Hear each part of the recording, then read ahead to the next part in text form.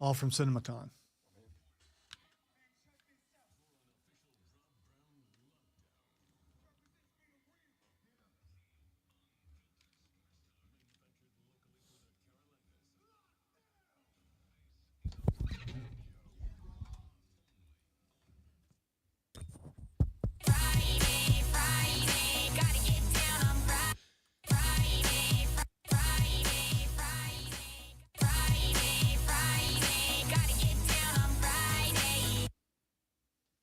Yeah.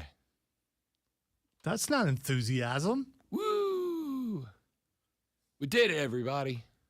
We made it to Friday. Congratulations, America. You did it. Nobody strangled anybody. Nobody punched anybody. That I'm aware of. Okay. Yeah, I'm sure those things happen somewhere. Some of you may have strangled and or punched somebody. Yeah, don't do that. Nobody here strangled and or punched anybody. Yeah. Okay. At least not in this room. I mean, there are other rooms in the building. We don't know how other shows do things. It's also true. I mean, I feel like we do. Maybe not. Maybe not. Here's what I do know. John Boy and Billy have worked with each other long enough. I mean, who knows? You think they ever had like a break room showdown, throwdown? I don't know. Probably. If you make that barbecue sauce joke one more time, I'll tell you. If you laugh like that again. I don't know why John Boy and Billy are catching strays this morning. Laugh for no reason. Ladies and gentlemen, the Rob Brown Show on your radio. It is the Fan Upstate, the 4 most electrifying hours in sports talk, entertainment. You're going to find anywhere. Start right now. Welcome in. Great to have you. Rob Brown, the great one, Alonzo. It is Friday. Got to get down on Friday. You almost went Alonzo. There was a hesitation there, and I thought you were going to do it. And it's going to be like, okay, fine.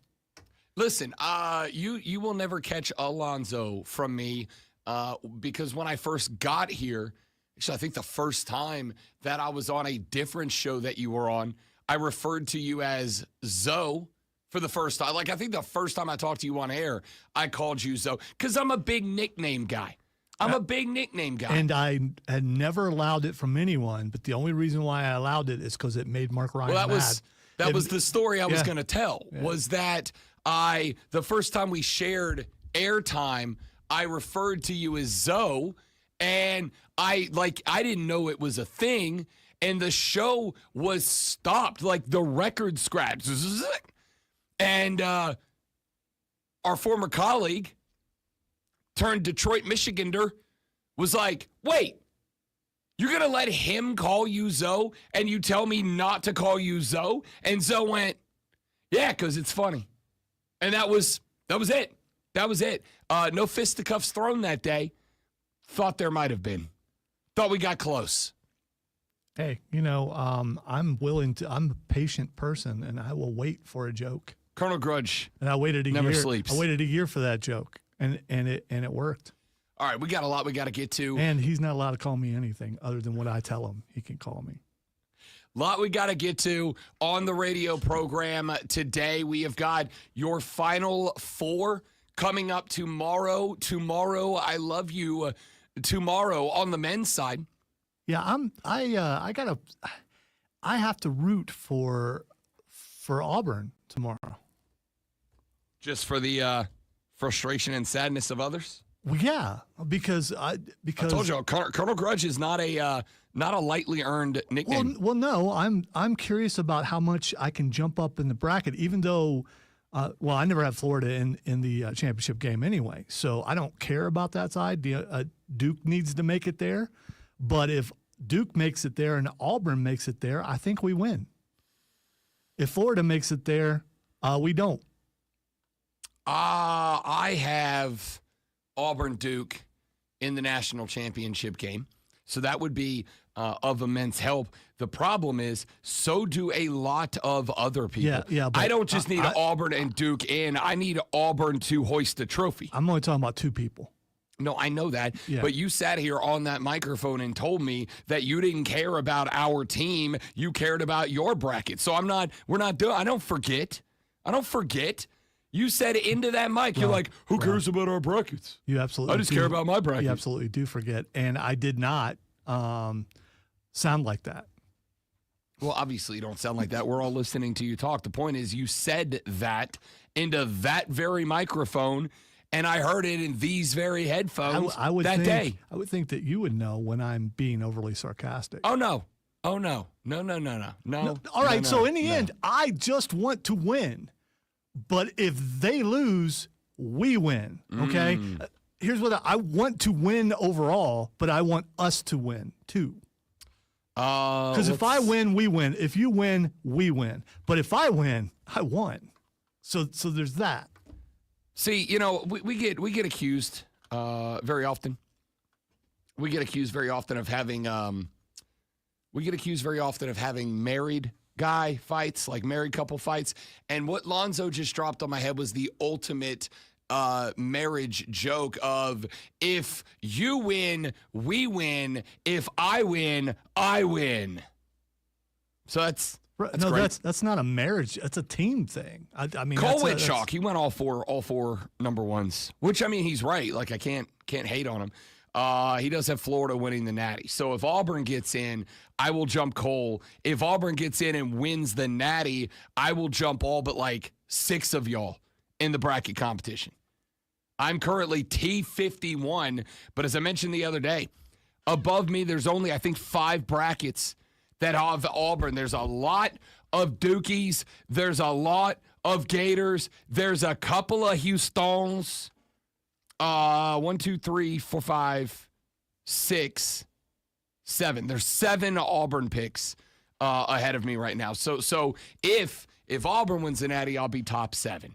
If anybody else does, I'm gonna end up finishing in like the 60s, and that's not great for me, because while Janai Broome, the young man who is a Wooden Award finalist, Johnny, yeah, finalist for the nation's top basketball player, not going to win it. It's going to go to Cooper Flagg.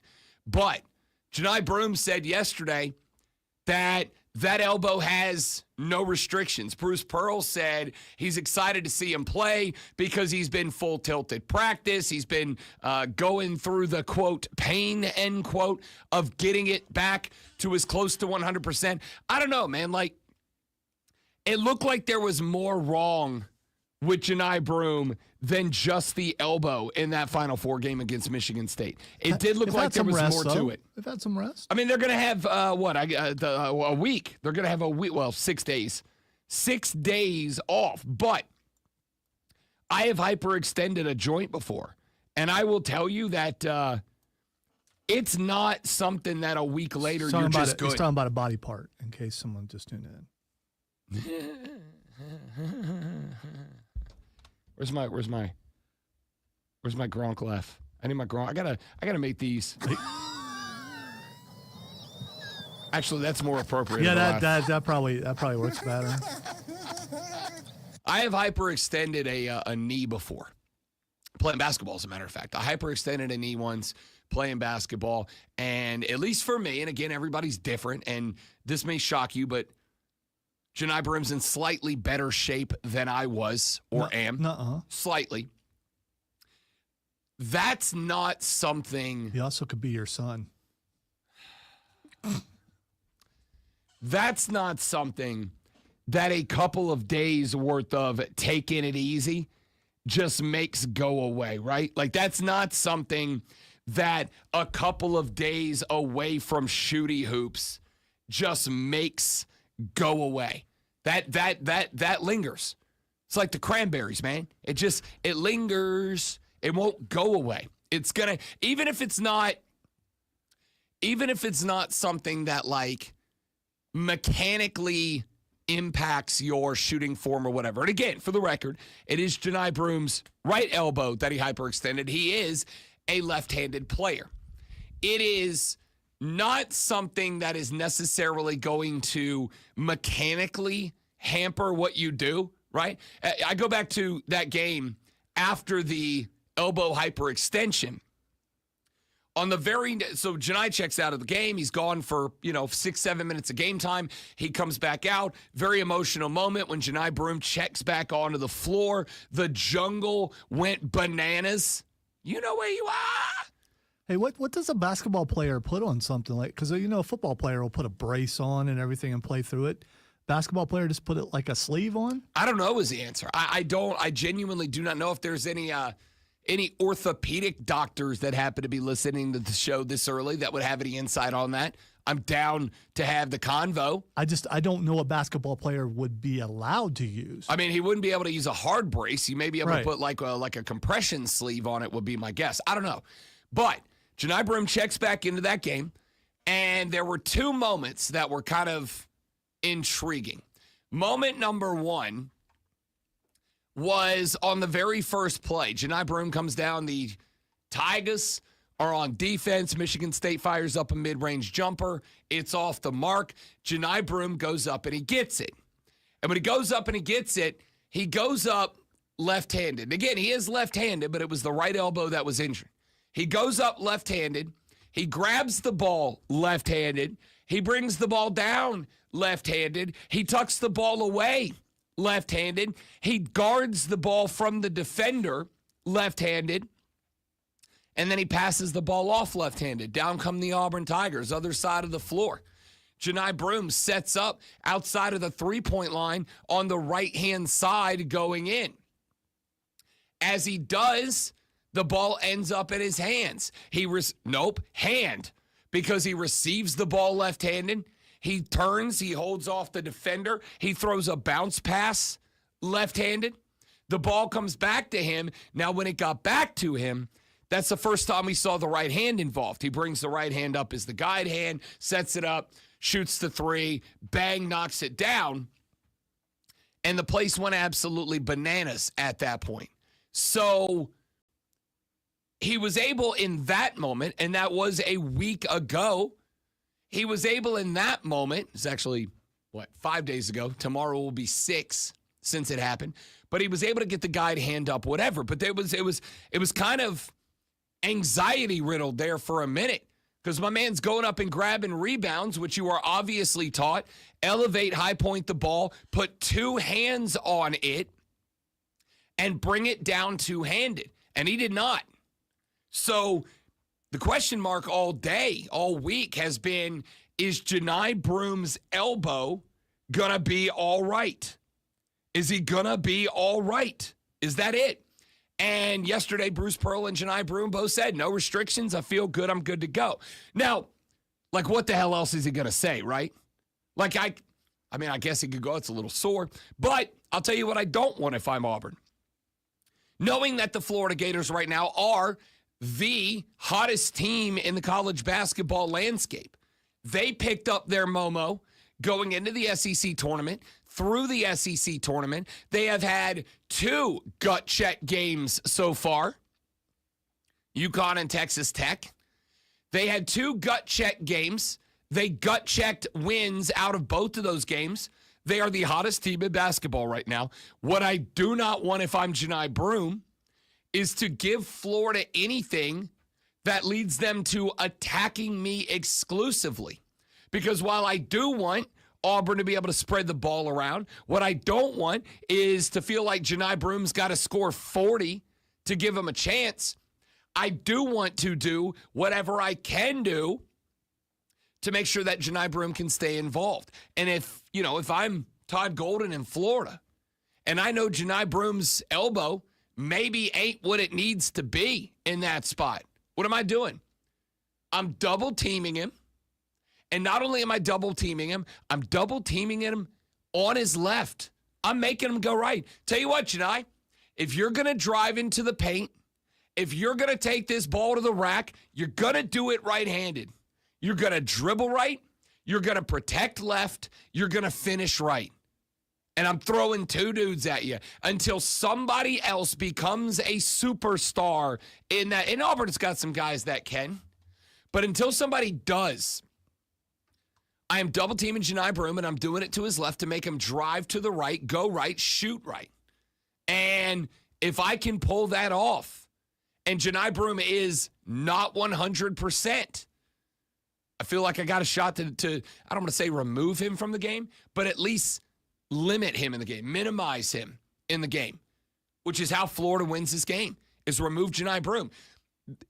I heard a lot of people. I was listening to my dog, Pat Boyle, this morning on the overnight.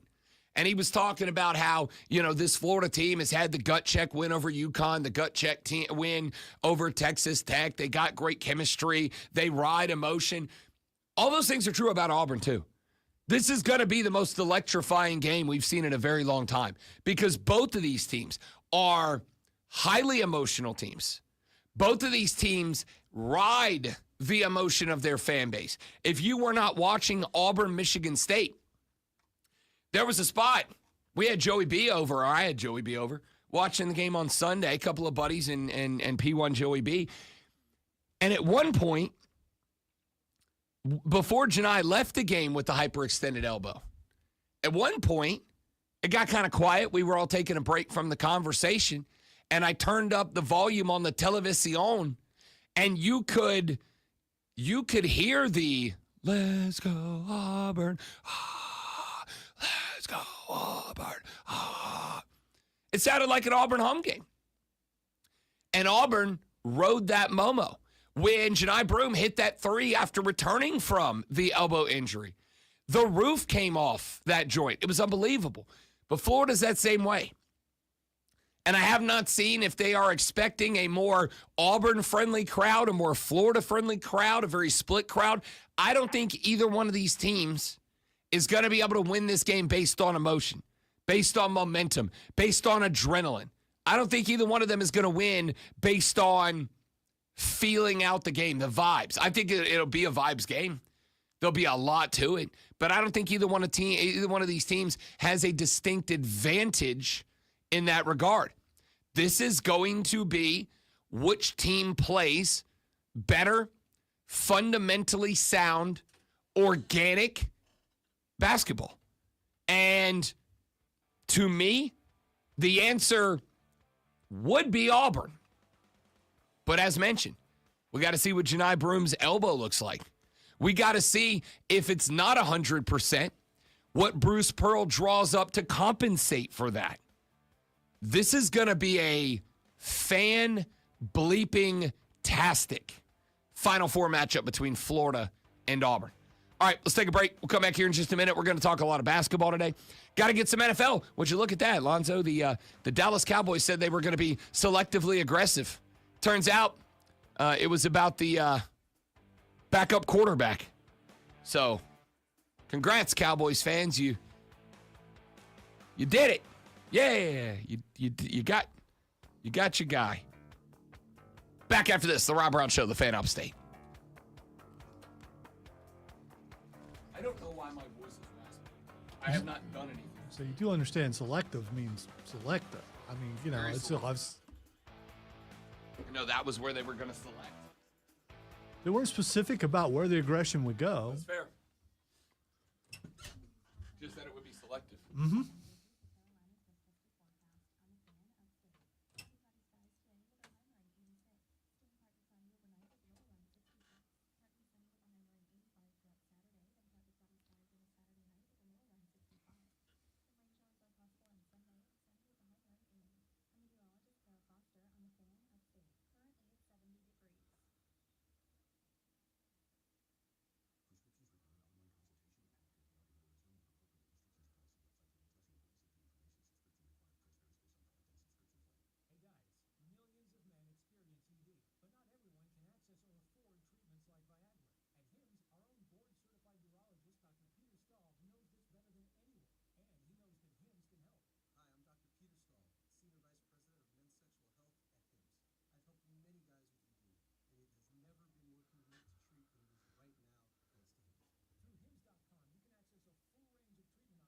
Absolutely.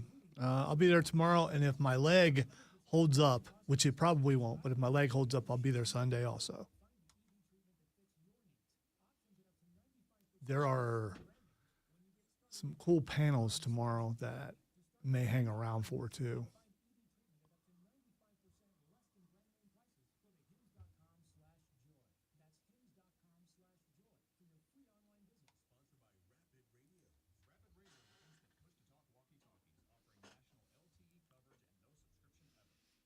My leg is pretty bad, and it's a lot of walking.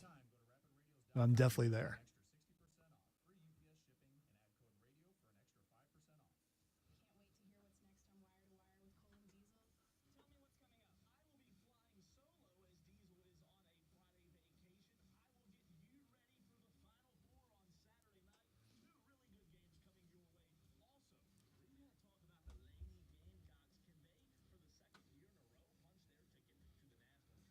Rob must have got lost.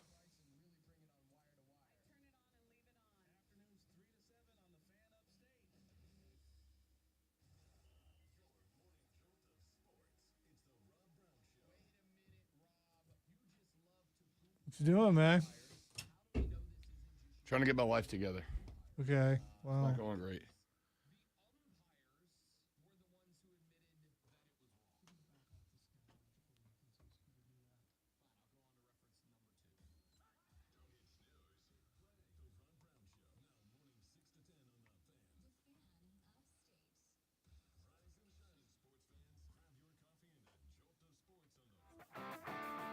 Jolt of sports. Jolt. We're just trying to jolt you over here. That's about the joltiest thing I've got. It's as jolty as you can be. All right, I don't know if you said, this is my favorite person. We're watching, they've got the ACC network and ESPN out at the women's Final Four. And they're doing like an outside studio shot. This was yesterday afternoon. They're doing like an outside studio shot. And they got our girlfriend of the show, buddy of the show, Kelce, out there. And as they're doing the live shot, they're behind a desk out front of the I forget the arena in Tampa, the basketball arena, the hockey basketball arena down there in Tampa. They're doing a live shot with the two girls at the desk with the building behind them. And there's nobody there. Now, again, it's like middle of the day yesterday afternoon, right?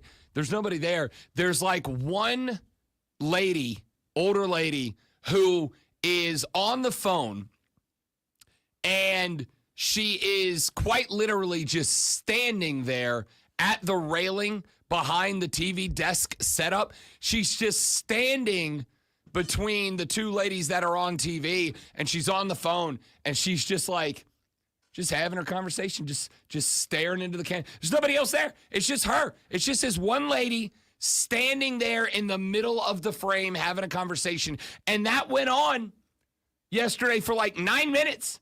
They were just having a conversation about the Final Four, which great. I'm glad they are. I'm glad it's getting the attention. It's a great Final Four. Texas, South Carolina. UConn is back. UCLA, best team in the country. Like, it's a great setup, and they're going out to this live TV setup, and there's just a lady. She's just standing there. Come on. You know what she's doing. She's talking to her husband going, am I still in the shot? And he's like, yeah. She's like, okay, I'm just going to keep standing here and talking to you and pretending like I don't notice. That was so awkward. Let's see how long I can stand here before they ask me to move. I mean, they set that area up to have it on TV, which makes sense because when the Women's Final Four is played this evening, when South Carolina and Texas tip it up at 7 p.m., when UCLA and UConn tip it up at 9:30, that place is going to have a real good crowd around it, and it'll make for a great television shot. It'll make for a great TV shot.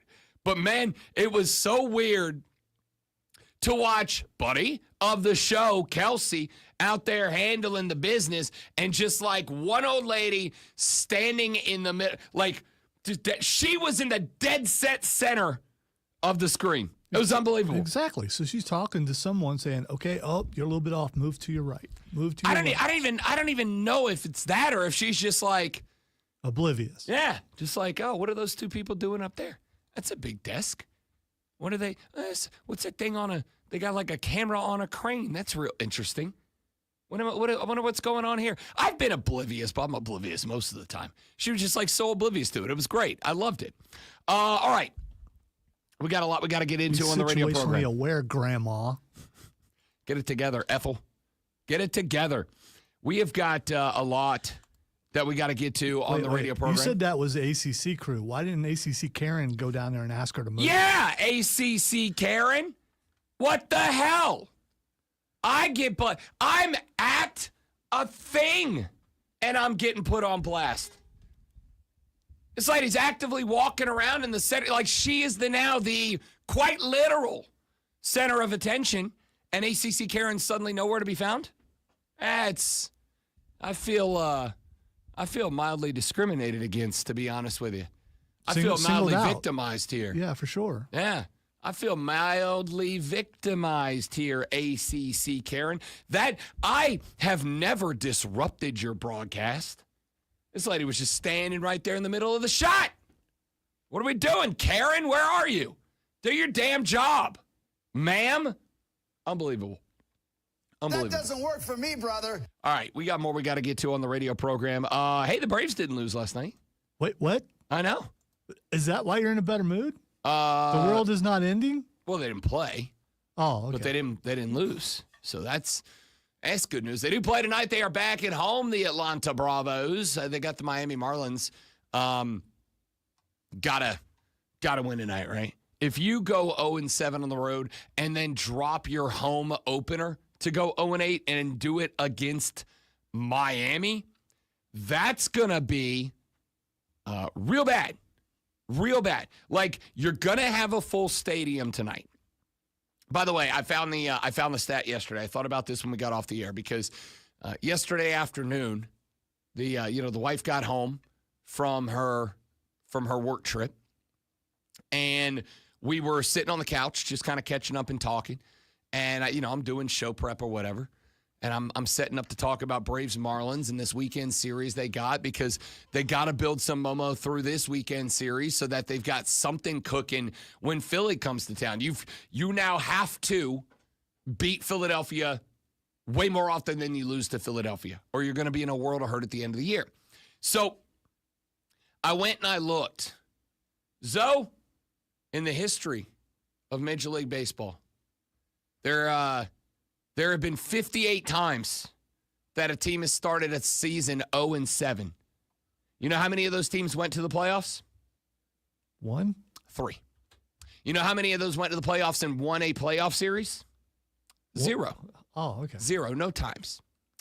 There have been roughly the same number of times that a team has gone 0-8 to start the season. Do you know how many teams that started the season 0-8 went to the Major League Baseball playoffs?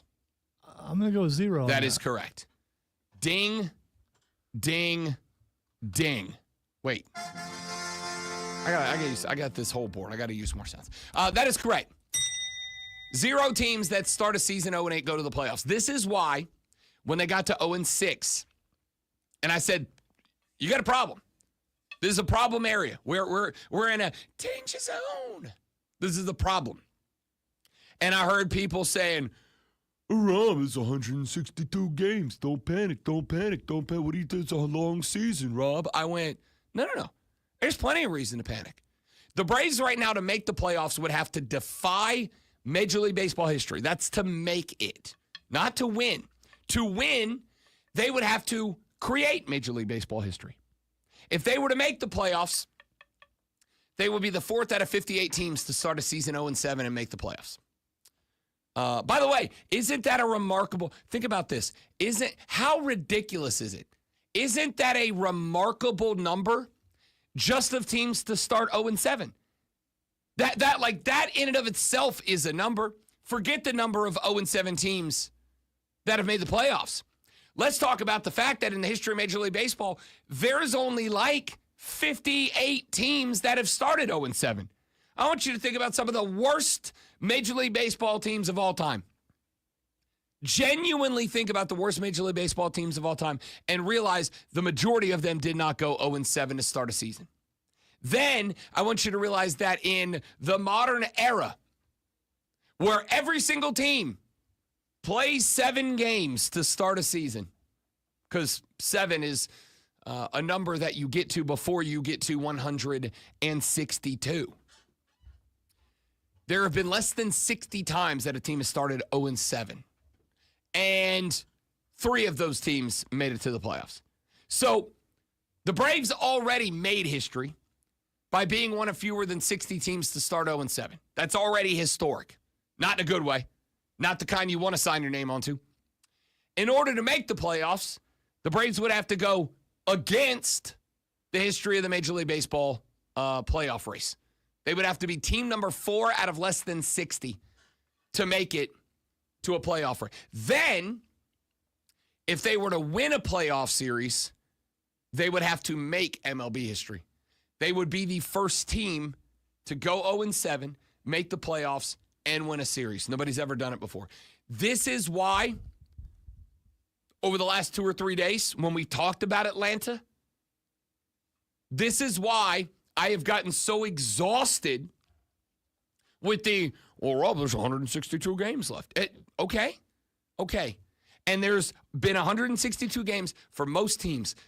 Roughly 60 of them went 0-7. 3 of them made the playoffs, 0 have won a series. This whole concept, I don't think, people think that because there's 162 games, that the race isn't going to come down to 1 or 2 games at the end of the year. It happens all the time. Annually, there are 2 or 3 divisions that are won or lost by a single game. That are won or lost, that a team goes to the wild card instead of wins the division by a single game. So this mentality that there are throwaway games, this mentality that just because the game's at 2 o'clock on a Tuesday afternoon, it doesn't matter. This mentality that it's okay if you get hammered for 7 straight because you got 155 left to play. I'll put it this way. If my coach or my general manager ever said it, I'd be heated. I'd be furious. I'd be real upset.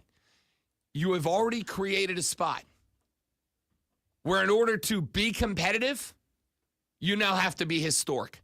That's the spot you've put yourself in. So I will say this. Tonight's game at home against Miami for the Atlanta Braves, it is a must-win game. We are 7 games deep, going into game number 8. Tonight's competition for Atlanta is a must-win game. Because if they lose this game, they will not be going to the playoffs. Book it. And this team, a team that, and I've told you this story a couple of times already this week. Texas said, we get it, Rob. Braves suck. Geez, you're beating that horse to death. It's baseball season, buddy. It's baseball. That was a degenerate buddy. A condescending buddy. Well, you saw me reaching for it. I mean, it's like, okay. I just let you know. That absolutely was a condescending buddy. You didn't have to tell me. I was aware. Spencer Schwellenbach on the bump tonight. He has not had a decision yet. If the Braves lose this game, history says the season is over.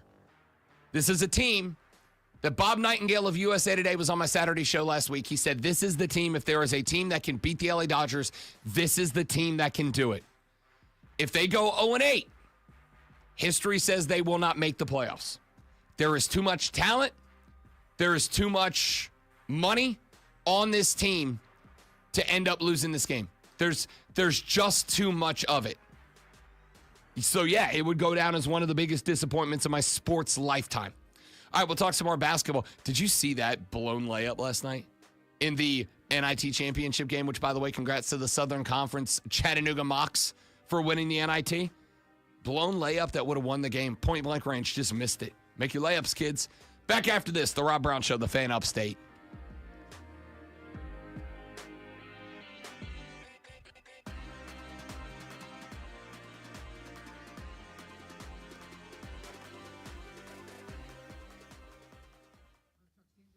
Do you have a couple, 3 friends today? Perfect. They're on later. Right. Good call.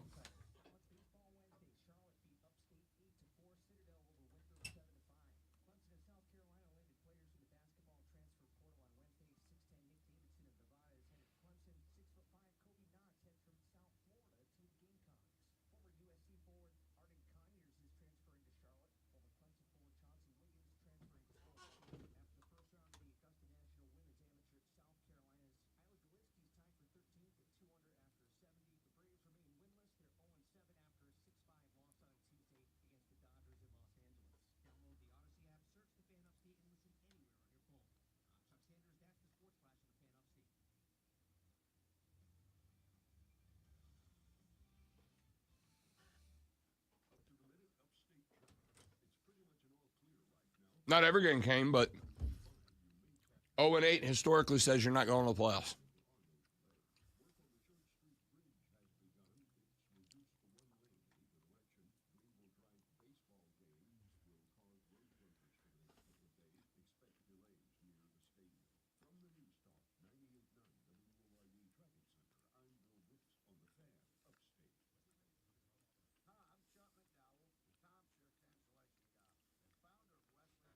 Ooh, the Thunderbolts popcorn tin looks pretty cool, but it's just a popcorn tin. But the drink comes with a topper, which is like a mini pop figure.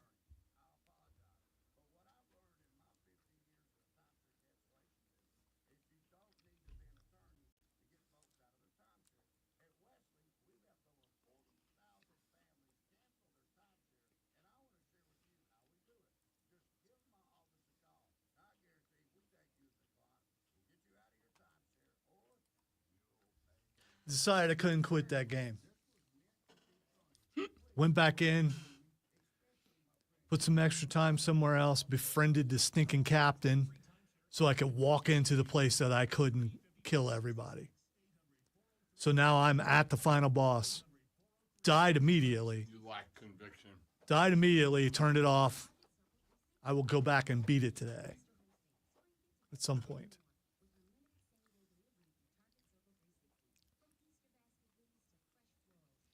Got some upgrades along the way. Now able to upgrade some weapons. Don't know if it'll be enough. Do I go bad guy ending or good guy ending? There's multiple bad guy endings. Oh. Yeah, so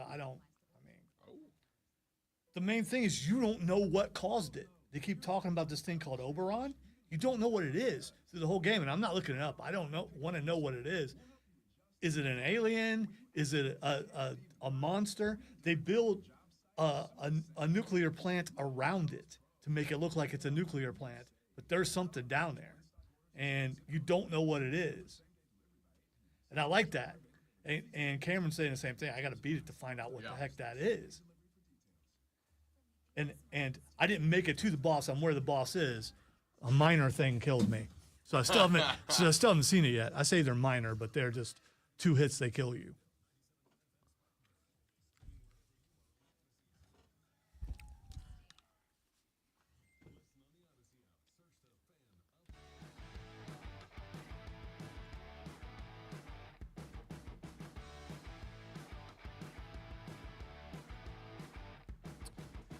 All right, I'm a big uniform guy. I'm a big jersey guy. I don't really know how else to put it. I'm a big sports fashion guy. All right? Now, for those of you, well, this isn't what the point is, but I'm just using it as an illustration. I found a handful of, I guess a couple of weeks ago, I found a website that makes vintage baseball clothing. Like they go find the logos and designs and whatnot of throwback ball clubs that don't exist anymore, lower level ball clubs, et cetera, et cetera. And it led me down a rabbit hole of the Greenville Spinners because as I was going and looking over this website, because there's some really interesting old teams on there that you can buy merch for. And I came across a shirt for the Greenville Mountaineers Ball Club, a level D, classification D baseball club back in the day, which, knowing as much as I have learned about the baseball history of this area, which is a rich one, I was like, why have I not heard about the Mountaineers? So I went and looked them up. And basically, the very first year of the Spinners, they were the Mountaineers, and then they became the Greenville Spinners. So I got myself a Greenville Mountaineers Ball Club. 3/4 length, by the way. Feels good. Feels very old school. My wife was like, did you get the wrong size? I'm like, it's a baseball shirt. Yeah, It's a baseball shirt, man. The 3/4 length, it doesn't make sense to me. So, I mean, well, because it does look like, oh man, they didn't make the sleeves long enough. No, it's actually for a reason. The reason is you can have the full range of throwing motion, but it's also very easy to just go ahead and pull them up, right? So this can be pull them up. Why not just make it a regular T-shirt? Because maybe I don't want a regular T-shirt. Okay, I've just I don't. You had said that when you were talking about getting a shirt, and I didn't entirely understand it till now, and I don't. It's very old school, the 3/4 length shirt. I think a lot of people look, oh man, he got that cheap because he must have got it at one of those discount stores where they, please stop. Please stop. It's very old school baseball. Okay? It's a cool looking shirt. It is a great shirt. I don't get the sleeves. So, I got a new shirt too, but you'll have to look on the stream to see what it is. I saw it. It's pretty good. The new shirt came in yesterday. I broke it out today. I really like it a lot. Now, that's not why I brought it up. I brought it up because yesterday was a good day for those of us that are into this, because both the Greenville Triumph and the Greenville Liberty put out some new stuff yesterday. The Triumph and the Liberty put out their secondary kit. Like soccer teams have a home kit, an away kit, and then they'll ordinarily have a third alternate kit. When I say kit, for those of you that are not soccer initiated, kit means uniform, like the whole thing, like the whole kit, top to bottom. The shirt, the shorts, the socks, the boots, the cleats, whatever you want to call them, whole kit. They rolled out one yesterday that is a tribute to the Liberty Bridge into Reedy Park downtown. It's a very unique, very cool looking concept. In fact, if you're not with us on the live stream, I'll go ahead and throw some of the pictures up there on the live screen. I actually really like this look. And for the record, just so we're clear, this team has done very little that I haven't liked. Yeah, that one was on accident. That was being panicky. This one, I like this uni a lot. Okay, white, got the interlocking pattern on the sleeves that fades into the gradient up to the top, and then the color scheme stripes down the side. It is tribute to Unity Park. It's a great look. Okay, and then the Greenville Swamp Rabbits, because Saturday night is Kings Night. They're an affiliate of the LA Kings, and most lower level hockey teams will do their affiliate night, right? Like a night that they will pay homage, pay tribute. Nope, stop it. I wasn't ready for that. They will pay tribute to the hockey club that they're an affiliate of. They showed off great one. I really want to get your opinion on this because I think it's super dope. They introduced their new jerseys that they're rolling out for this. They put a video up on it. I'm actually going to play it here on the live stream. Facebook.com/TheFanUpstate, The Fan Upstate on YouTube and on X, The Rob Brown Show. Should you mute that? It is now. I got it now. No, I mean on the screen. It is muted. It's muted through the website. So there's the logo they're rolling out here. There's the front of the jersey. They turned Stomper. They put an LA Kings crown on Stomper, but then they made him look like a total badass. And then they went all black with the silver trim. I freaking love this, dude. What a vibe. What a vibe. The drive when they break out the all black spinners and their Sunday greens are great. The bits always have some good stuff. And then they roll out this absolute beaut of a sweater. And the Triumph come up with like 3 new jerseys a year. I own all of them at this point. I buy them all. Like, what a whole vibe, man. What a whole vibe. We got a good looking sports city around here. All right. I just wanted to share that with you. Because I've said it before and I'll say it again. We're super fortunate. We got a real good sports community around here. And more importantly, we got a sports community that likes to look good, all right? I like to rep. When we were down in New Orleans, I brought one of all 3 of those teams' jerseys down there. I brought a Drive jersey. I bought a Triumph jersey. I brought a Swamp Rabbits jersey. And I'm going to tell you right now what I'm next very most excited about. I think the wife and I are going to try to get over the Berg at some point next week and go get hooked up with the Spartan Burgers jersey. Got to get that Hub City Spartan Burgers jersey into the rotation, man. Got to do it. Wow. Sorry about that. Yeah, no, that was Take a drink of your I don't know water. what the hell that was. Please don't. I'm being attacked. Please don't die. I'm under attack. The hell was that? The stadium, from what I've seen, looks very, very pretty. Yeah, Cole said it's fantastic. Yeah, and it'll be interesting. Hopefully, the crowds will remain big when the stadium. So the stadium's not open yet, right? No, they played a game there the other night. Yeah, but I thought that was a college game. It was I mean, when do they play? Tomorrow, I believe. Okay, I have to look. Pulling up the sketty. Pulling up the schedule. No, sorry. Next Tuesday, the 15th. Or not next Tuesday. Tuesday after the 15th. They are on the road. Opening day is today for the Spartan Burgers at Aberdeen. Oh, I don't like the Aberdeen logo. It's like a cartoon jet with it's like a children's cartoon jet. where is Aberdeen? Texas? Yes. 3 on the road against Aberdeen, off on Monday. 6 on the road against Wilmington. I don't know what's happening. All right, so I don't know if I would do the thing that you're doing, like beating your chest. That Hit myself with the old Gunther chop. Yeah. I don't know what's happening right now. I mean that would be. It's bad.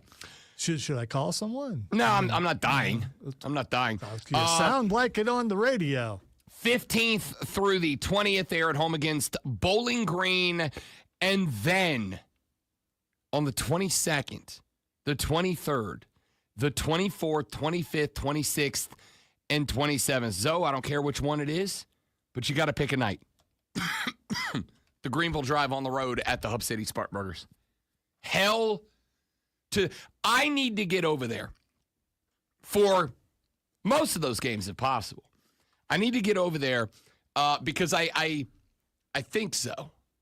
I think I'm going to go full Spartan Burgers and just see how much of a rivalry we can help turn this thing into right out of the gate, right? Like rivalry, the tone of rivalry is set and established immediately. The tone of rivalry is set and established the first time that two teams share the grass. So I'm going to go ahead and say that for the betterment of sports in our community, we have a responsibility, an obligation to get over there to the Berg, to get into that stadium, and to just absolutely fuel the fire. Like, I think we have got to go over there and just pour kerosene onto this rivalry on the 22nd. I feel like we need to get over there and just absolutely napalm the rivalry. Do you do that in the first year, though? I mean, the first year, I want to do it in the first day. Don't you want some goodwill going on and all that kind of stuff? No. And then in the second year, do it? No. I want this rivalry to be must-see MILB. I want this rivalry to be so gnarly. Listen, we as upstate South Carolina are a wonderful community. I love Spartanburg. I love Greenville. I love the relationship that the sports community have between those two places. But if we're both going to have a team, I want it to be nasty. I want it to be nasty. I want it to be filthy. I want it to be just hatred, man.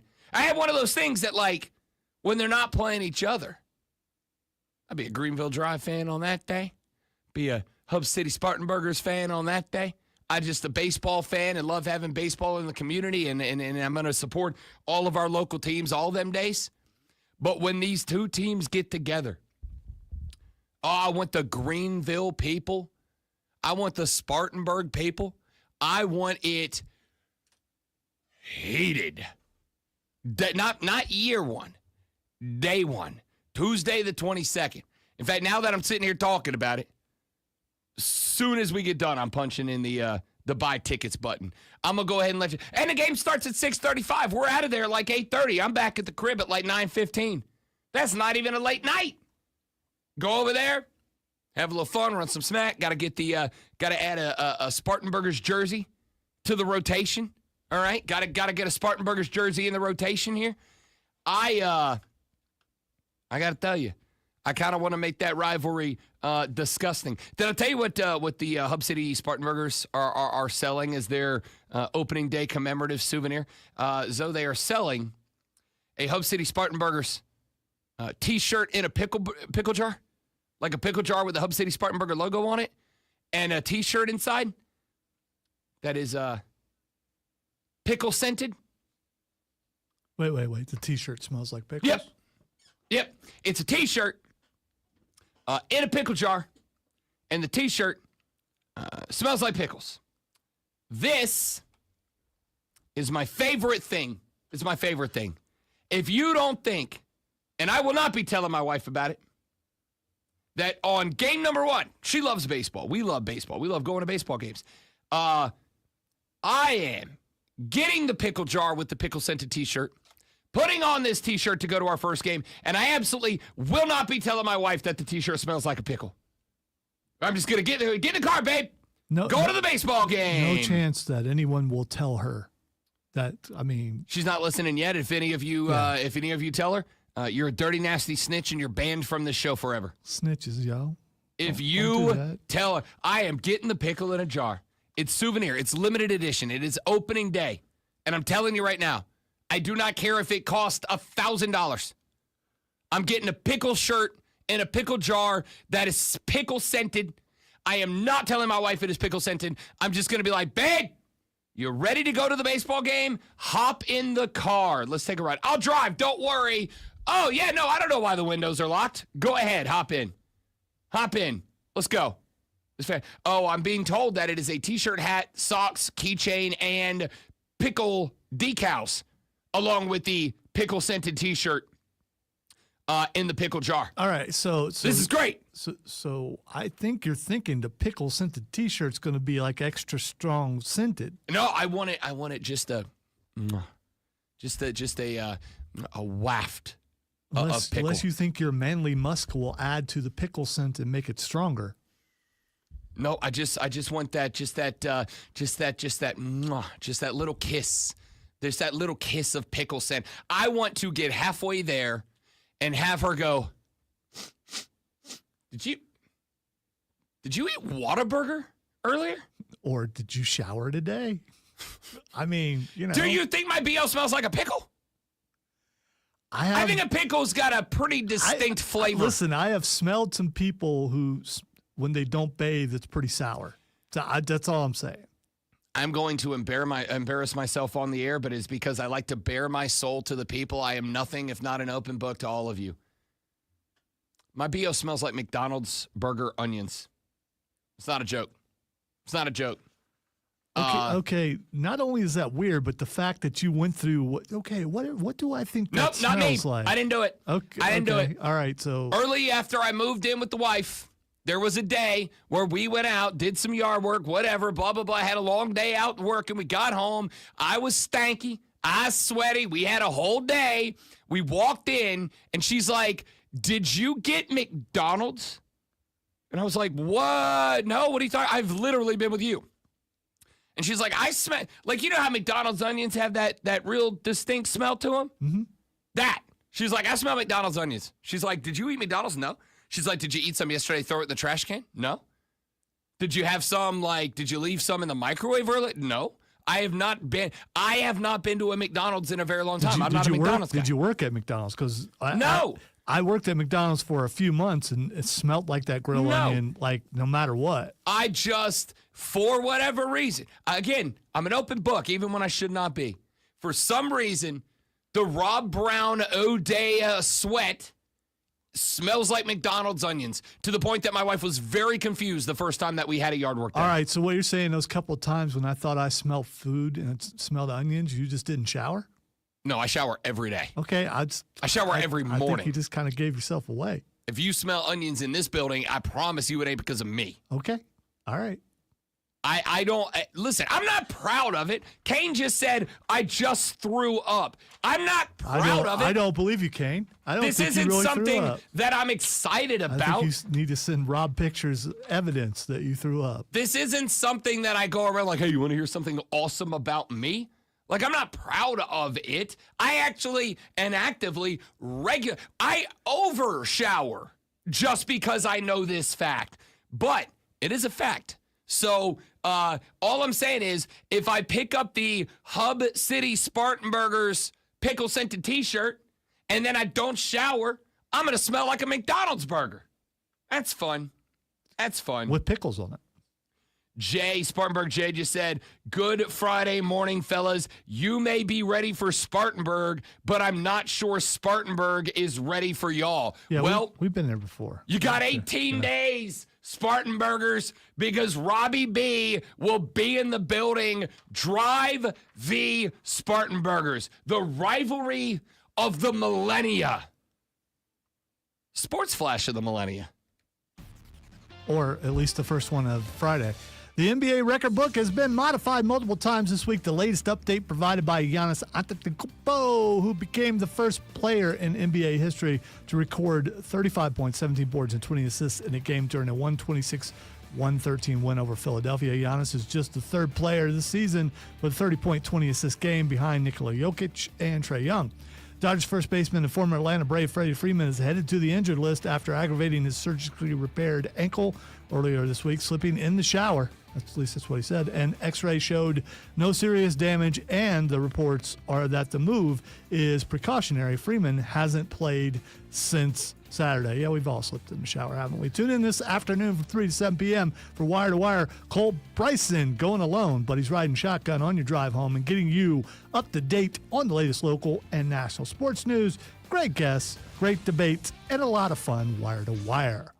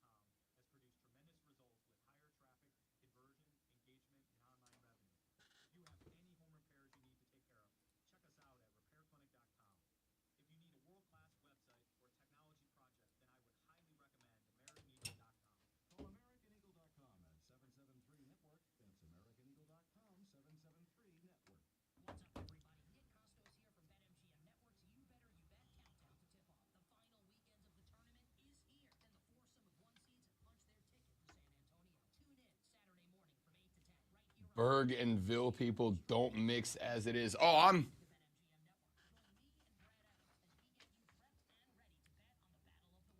How would I know the difference, Texter?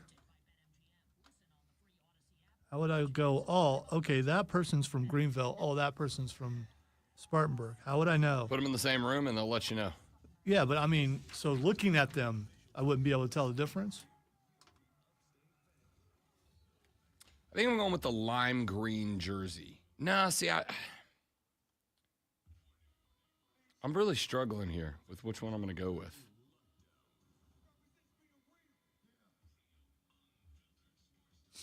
So you're saying it's your fault. Okay, Brian.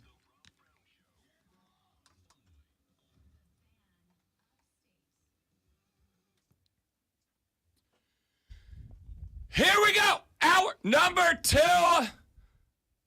of the Friday. Gotta get down on Friday. Edition of the Rob Brown Show. It is the Fan Upstate. How much fun is this? We are rocking. And do I go with the lime green Hub City jersey? Or do I go with the white with red and yellow piping with the Hub City Spartanburgers Diner style logo on it? I'm leaning to the white, to be honest with you. I'm leaning towards the white. The problem is I'm going to be eating a lot of Spartanburgers in the jersey, and rocking a white jersey is... No one has ever seen you drop anything, ever. So correct. You're probably good. Why is that baseball back up there? Please don't do that. Got it. Do not tempt fate or whatever. Never dropped the ball in my life. Yeah. Got hands, baby. I'm like the Jerry Rice of tossing a baseball in the air. Yeah, see hour 1. That's all I'm saying. Hey, it is 7:02 in the a.m. You know what that means? That means you've got... It means some of you are late for work. What are you doing? Some of you I know it's Friday. Let's go. See, Lonzo's one of those bosses you don't want to work for on a Friday. You know? You want the boss that's like, hey, FYI, give me like a solid hour, 2 hours this morning, and we're all going to lunch together. All right? Then we'll come back, and then we'll just kind of like, give me another 2 hours this afternoon, and I'll let you out at 4. No. Listen, what do you think about that? Listen, we cannot work on Saturday and Sunday. Some of us can't. So you need to up your productivity on Friday to make up for the 2 days that we have graced you to have off. Y'all see the conditions I work under on a regular basis? Mm-hmm. Y'all see the conditions that I am forced to fight through. We want more on a daily basis. And then maybe just a little more than that. It's always more. It's always more. It's never we got more. It's always, can you give us more? That's how it goes. So you know what I want you to do? I want you to ignore the managers like Lonzo. I want you to go to work. I want you to give them like a solid 7 minutes, respond to the bosses, just enough you keep your job. Then I want you to get up from that desk.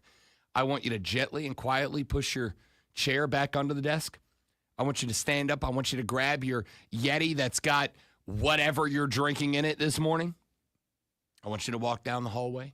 I want you to go stand by the water cooler. I want you to find that one coworker that you enjoy talking sports with, and I want you to talk sports. And if you're going to do that, you need this. Are you ready for the playbook of the peculiar, the almanac of the absurd, and the encyclopedia of the extraordinary? Well, you better be, because we're diving headfirst into the 3 top stories that will have your coworker saying, It's definitely a no for me, dog. even before they take their first bathroom break. No. Here we go. Welcome to the water cooler cheat sheet on the Fan Upstate. I'm really excited about. Randy was a little loud. Sorry about that. That's all right. We're used to it. I'll tell you what I'm really excited about. I'm really excited about the audio blitz coming up 1 hour from today. Or 1 hour from now, pardon me. I'm really excited about it because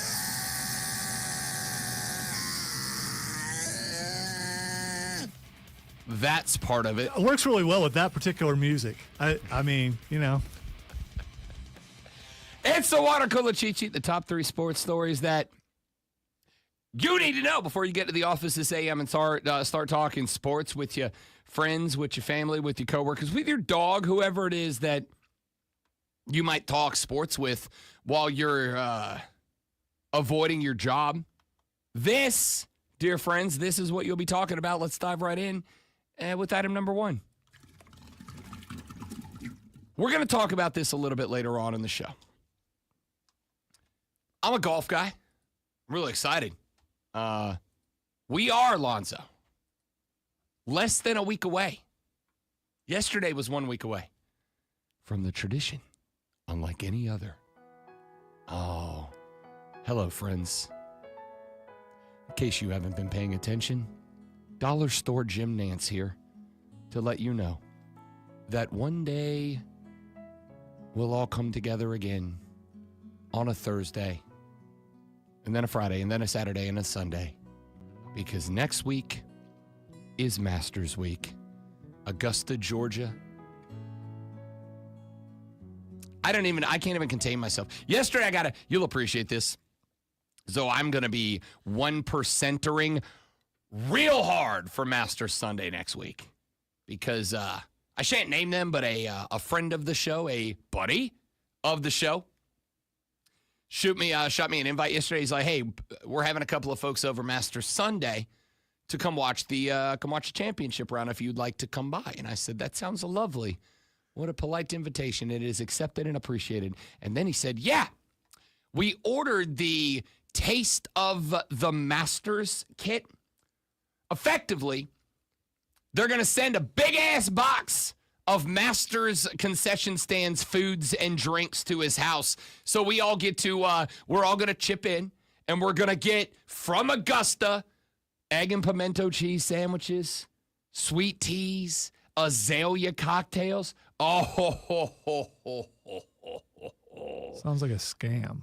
No. I mean, because they don't sell that stuff online. It's the Masters. I mean, come on, dude. Taste of the Masters. Yeah, but that's like if you can't get in, too bad kind of place. Yep, I'll take a damn good second place with some pimento cheese from Augusta. So it sounds like faux Masters. It's not real Masters. Hate on, hater. You're not invited anymore.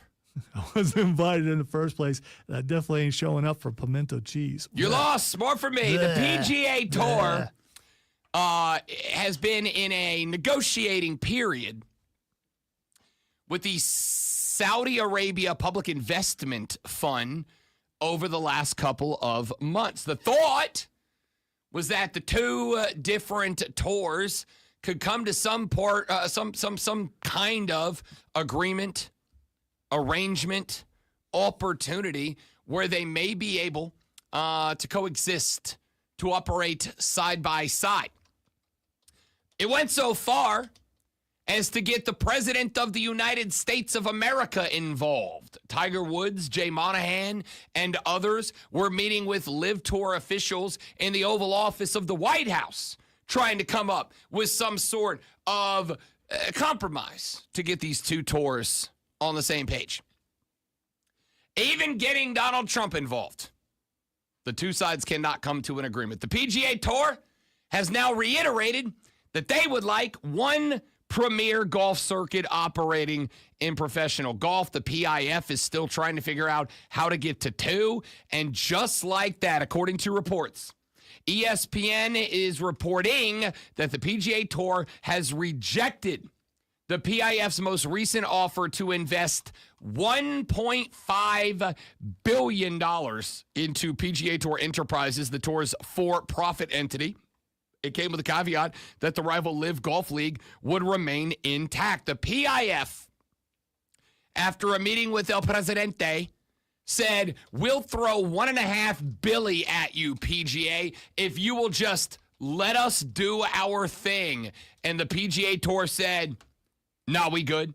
So despite a meeting in the Oval Office, nothing got done, and it looks like we are going to have some more headbutting between the two sides. That news breaking quite literally about 20 minutes ago. How much money do they want to do that? Or they just want LIV dissolved? I think they want it gone. Okay. I think this deal to me, and I could be wrong, but the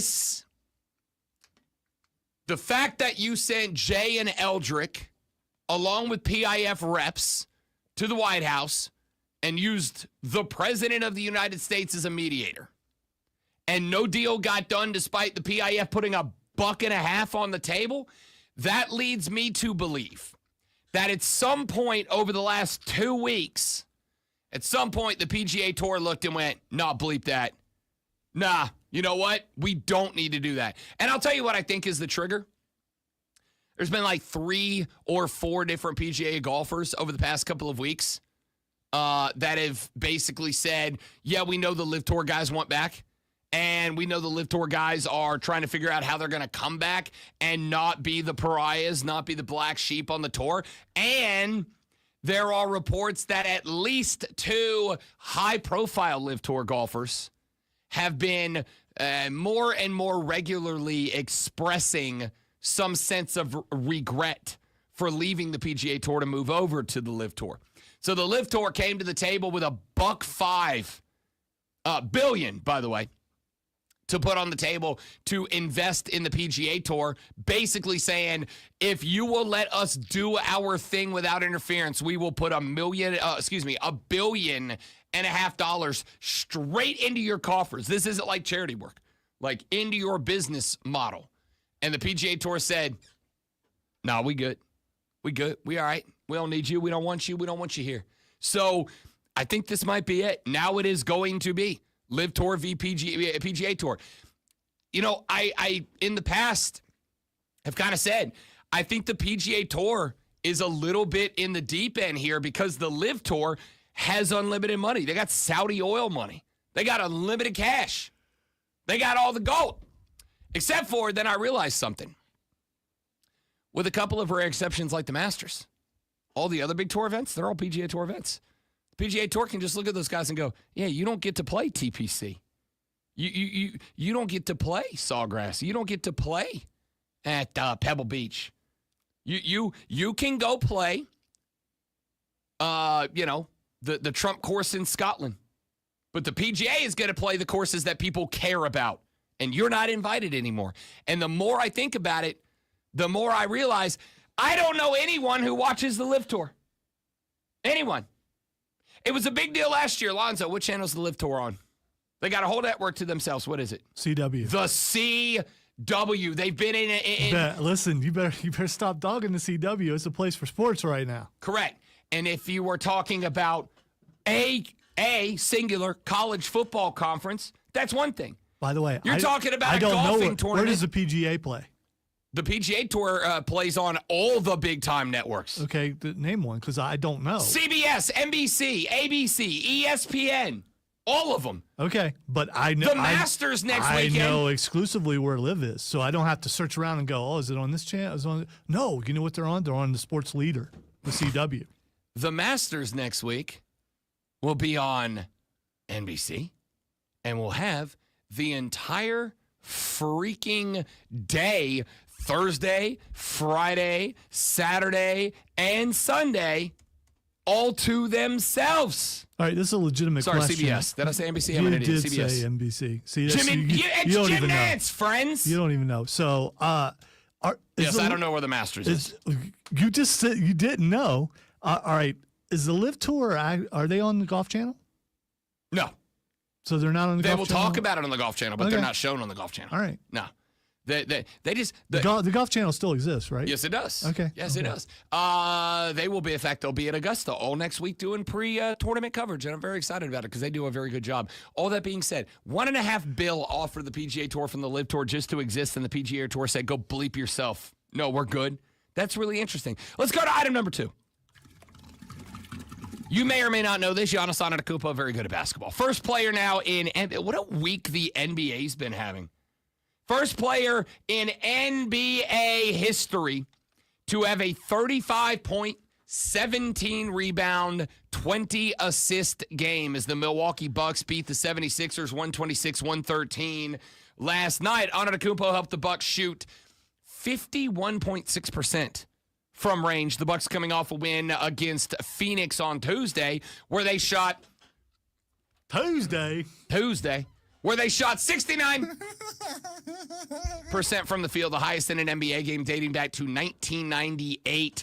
Antetokounmpo is the third player this season to have 30 points and 20 assists in a game, trailing only Nikola Jokic and Trae Young, the other two in that category. Antetokounmpo is also the third player in Milwaukee history to have at least 20 assists in a game, joining Reza Ramon Sessions, who had 24 in 08, and Guy Rogers, who had 21 in 1968. It was also a career high in assists, of course, after the departure of Damian Lillard because of that deep vein thrombosis that is going to keep him out for question marks amount of time. Giannis Antetokounmpo going to have to be a little bit more of a ball handler moving forward. He did very, very well last night. Let's get very quickly to item number 3. I say quickly because we're going to circle back around to this later, like in 45 minutes when Lulu Kesson of the Greenville News joins the radio program to break down tonight's Final Four matchup on the women's side. The Gamecocks of South Carolina on your televisions at 7 p.m. 5.5-point favorites over SEC rival Texas yesterday. And I'm actually excited to get Lulu's report on this one. Yesterday, a couple of the Gamecocks and media availability were saying, we owe them one. Yes! We've been talking rivalries? Yes! Texas, South Carolina, 7 o'clock. UConn, UCLA will tip at 9:30 tonight. That line's 7.5-point favorites. Go Gino Oriama's Huskies if the two favorites move on. South Carolina versus UConn would make a gnarly natty, and I'm all in. Speaking of Final Four, on the men's side, you got that coming up tomorrow. We are going to get tipped at 6:09 p.m. That is when the University of Florida takes on the number one overall seed, the Auburn Tigers. Chalky. All four number ones made it to the Final Four. All four number ones in action tomorrow. Florida, 2.5-point favorites. My goodness, the line opened at about an even pick. It's now -2.5. Then at 8:49 p.m., the Cougs and the Dukes tip it off. Houston, Duke. 8:49 p.m. Duke opening as a -5.5-point favorite with a low, kind of a surprising. I mean, it is not wildly surprisingly low. We talked a little bit about this yesterday with Hayden Ass Mario. The Duke Blue Devils are a top 5 defense in college basketball this year. Not in the tournament, in college basketball at large. That's a good defensive team. I like Duke to move on. And I got to tell you, I got Auburn picked to win the national championship in my bracket. I hope they do. I'm picking Florida right now to win the game tomorrow. Like, a lot has changed since I filled out the bracket. I hope I'm wrong. Hope Auburn wins. Rather be wrong about my individual game pick and right so I'm not last in our on-air bracket competition. But right now, I'm picking Florida to knock off Auburn in the Final Four. We're going to break those games down further and at length as the show rolls on. We got, again, Lulu Kesson coming up at 8 o'clock to talk Gamecocks v. Longhorns in the women's Final Four. You're going to want to stick around for that. We got your audio blitz coming up a little bit later in the show. Got some hilarious quotes from an absolute legend in Jason Kelce.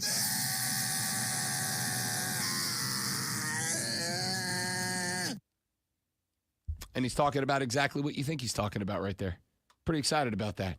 So we got your audio blitz coming up later in the show. We'll give you our thoughts on the weekend and who knows what other fun and shenanigans we find ourselves in. Run to a break. Back after this. The Rob Brown Show's on your radio. It's the Fan Upstate.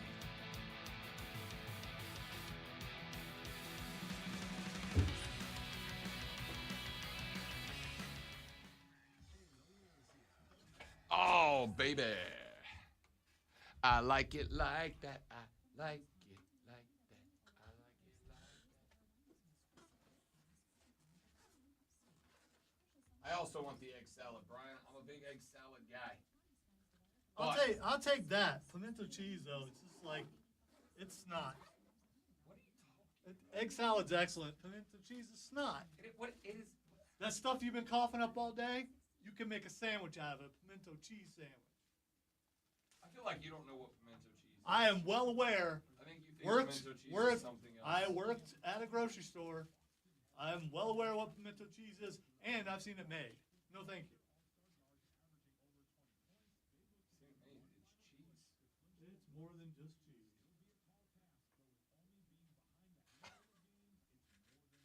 It doesn't come out of the cow and look, it's pimento. You understand cheese doesn't come out of a cow. No matter what kind of cheese it is. Exactly. It has to be made. That was my point.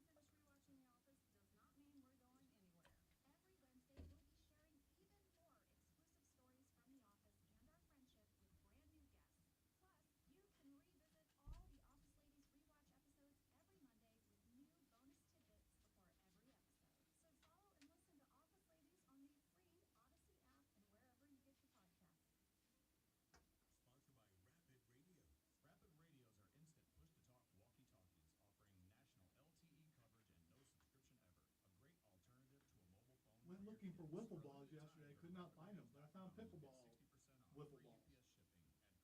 We should do the same thing. Courtney and I are dangerously close to trying the pickleball fad. I just want to work with Silver on their swing, Yeah. and I don't want to die because I can't move out of the way as good as I used to.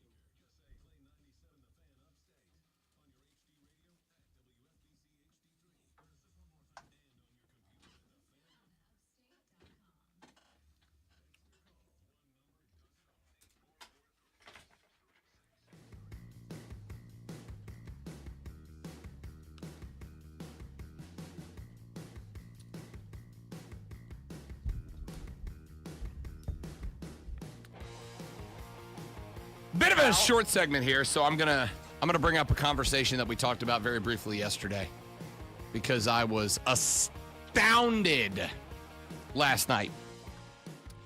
The NBA is having a dad-burned good week right now. Real good week. They have had a couple buzzer beaters. They have had a couple old hats having big games. Steph Curry, LeBron James. They've had a couple of young guns having big games. Giannis Antetokounmpo, Ant-Man Edwards, Ja Morant. Anthony Edwards, who I just saw, had like 4 babies in the last 6 months or something like that by 4 different women. I'm not saying that Ant Edwards is a guy you should emulate off the court, but on it, the guy's real good at basketball.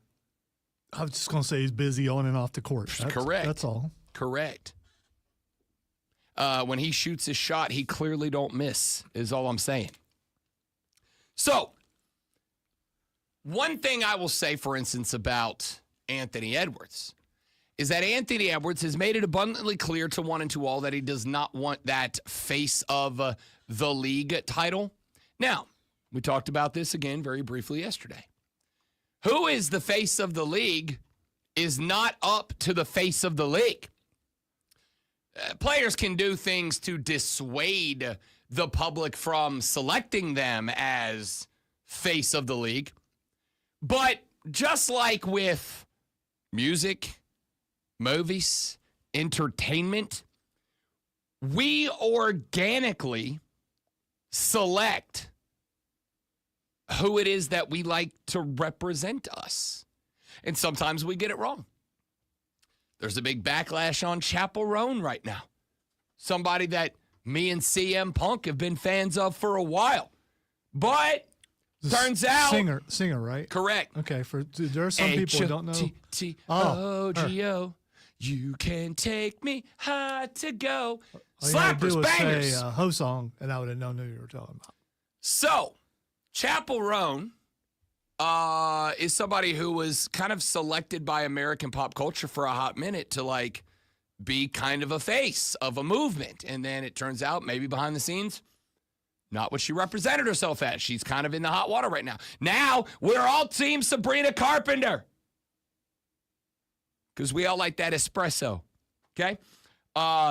She, on the other hand, seems to be very genuine and forthcoming and honest. Like, you can do stuff to avoid becoming a face of a thing, of an entertainment genre. But at the end of the day, the people pick you. And I've been saying for a while, I think Ja Morant could have been that guy. I think Ja Morant has the talent to be that guy. More importantly, I think Ja Morant kind of has the disposition to carry that weight. Earlier this week, Ja Morant and his Memphis Grizzlies took on the Golden State Warriors. Steph Curry, Draymond Green, and the gang. And late in that game, Ja hit a run to the rack, got a little layup, came down. Timeout, Golden State. Memphis was getting their asses kicked, but like they were trying to build some momo in that spot. And as he came through the Warriors team to get to his bench, Ja Morant started firing a fake pistol, an air pistol, if you will, rifle, I guess, at the Warriors bench. That's not the way you're. Yeah, it was a rifle. Yeah, okay. It's like firing an air rifle at the bench, something that is now very frowned upon by everyone. And even Warriors players were like looking at the ref, like, what is this guy doing? I assume many of you remember that John Morant was suspended for like a hefty amount of time last year because he won't stop doing gun things. So we're clear. Owning guns, firing guns, good, fun. I approve. I'm an owner. I like to go shoot. In fact, little brother was texting me yesterday. We were putting plans together. Want to come home this summer to go out and go play with some new toys that he picked up. Doing it in that spot after you got busted up for going IG Live and waving a piece around in the front seat of a car last year, not a great move. So, 2 days later, Ja Morant and the Memphis Grizzlies on the floor one more time again. Now, just so we're clear, context of the story. About an hour before this game tipped off last night, the NBA announced that they had done a brief investigation of the Ja Morant situation and have decided that no discipline was necessary. Okay? I don't know how they reached that decision. As far as I can tell, they did not offer a report or statement or whatever, other than to say they investigated the actions of Ja Morant and decided that no discipline was warranted or needed at this time. Now, I would like to think that if I am Ja Morant in that situation, I would like to think I go, got away with one right there, right? Man, got away with one right there. That feels good. So Ja Morant gets on the floor last night. Ja Morant, as the game is coming to its conclusion, seconds left, we're tied with the Miami Heat, 108-108. Ja Morant drives to the lane, stop, pop, pull-up jumper, off the backboard, off the rim, rattles it in, and down it goes. Grizz win 110-108. And Ja, as he is making his way back to the bench, Lonzo, what'd Ja Morant do? He just went straight and sat down. In an ideal world, that's exactly what Ja Morant did. Because he learned his lesson and realized that he's not supposed to do that, and it would get him in trouble. And he's all about the rules. In an ideal world, that's what Ja would do. But we are not in an ideal world. We are in the real world. Ja did the rifle thing again. He did. Buddy. He did the rifle thing again. The thing that he just took smoke for. All right, so he did it again. So you didn't get in trouble for something. So someone's expecting, he learned his lesson. He didn't get in trouble for it. You didn't take money away. If you took money away, he may stop doing that. But you said, no big deal. So what you're saying is, you've got our okay. You've got our approval. So you got a guy who was waving a piece around on the front seat of a Land Rover or whatever it was last year.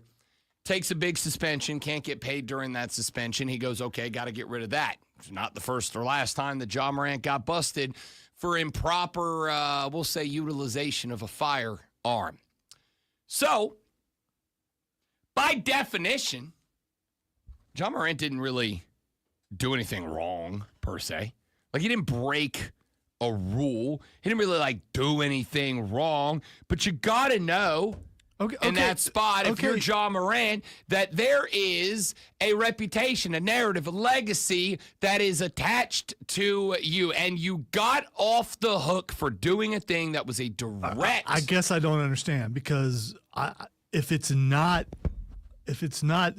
no rule against it in the NBA, then why is he being criticized?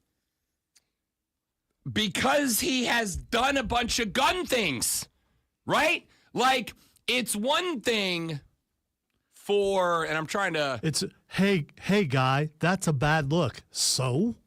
I mean, unless there's punishment involved and he broke some sort of rule, then people being all upset about this, I mean, there's no cause Just to be. Just so we're clear, let me be real clear here.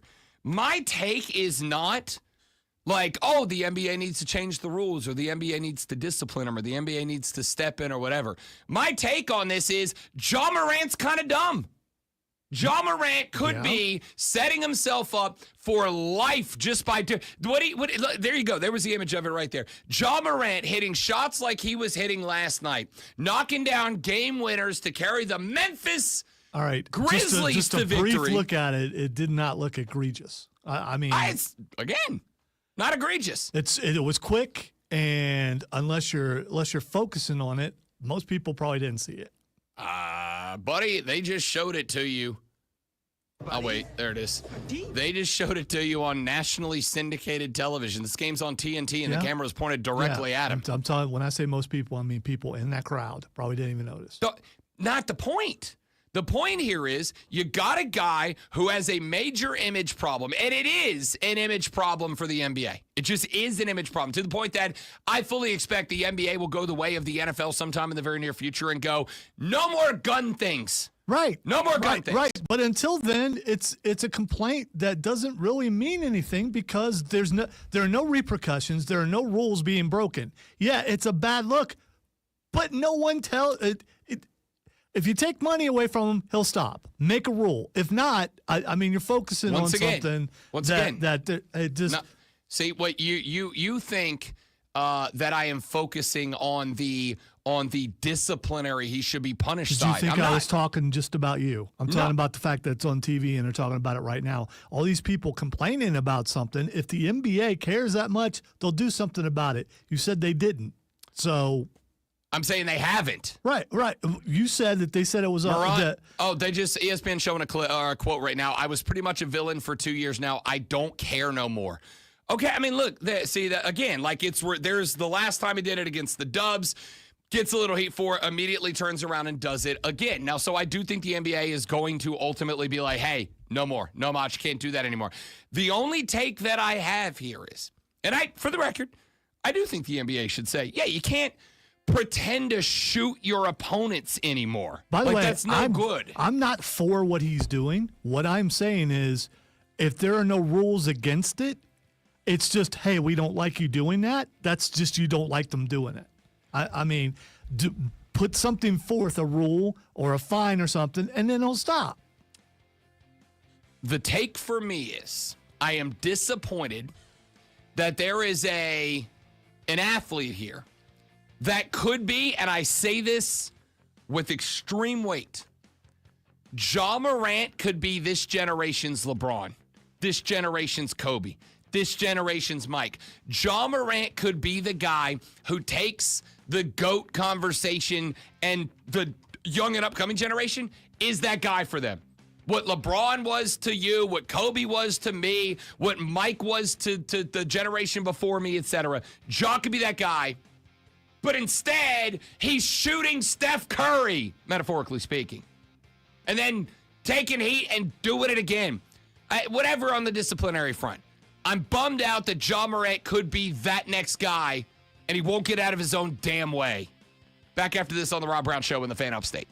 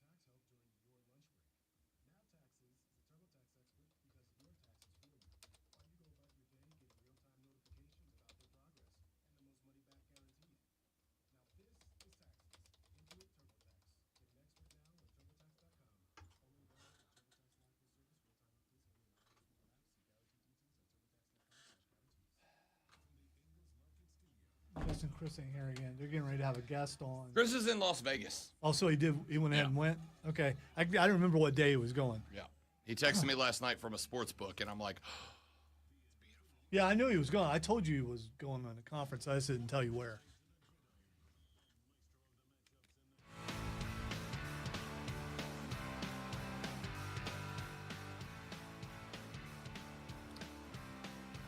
next segment of the show, Lulu Kesson from the Greenville News is going to join us. She will tell us all about the South Carolina Gamecocks Final Four matchup with the Texas Longhorns coming up tonight.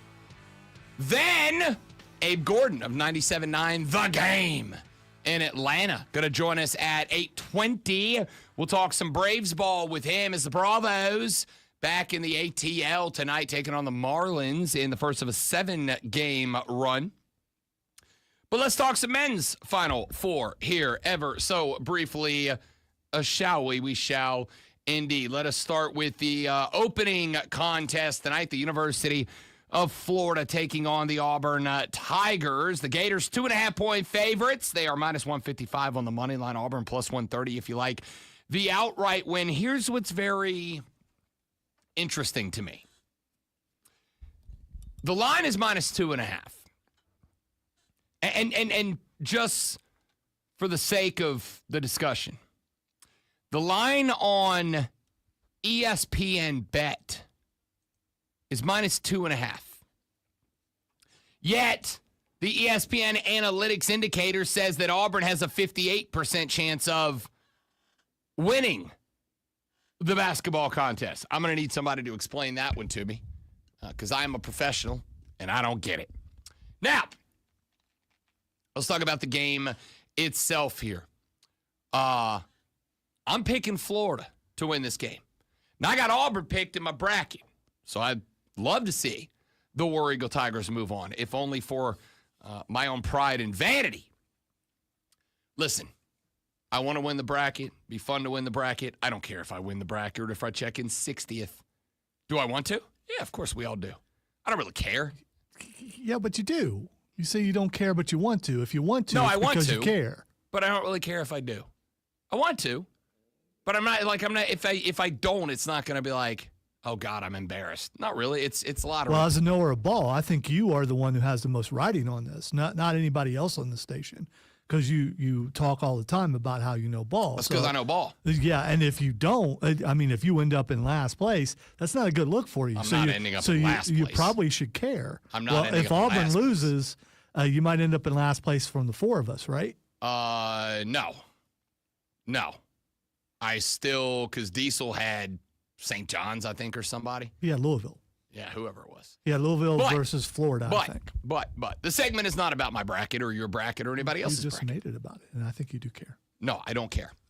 I'm picking Florida to win this game tomorrow for a couple of reasons. Again, I would not be shocked if Auburn wins the game, but I am picking Florida. And I'm picking Florida for a couple of reasons. So your mind has changed since you first picked the bracket. I'm a little confused about this.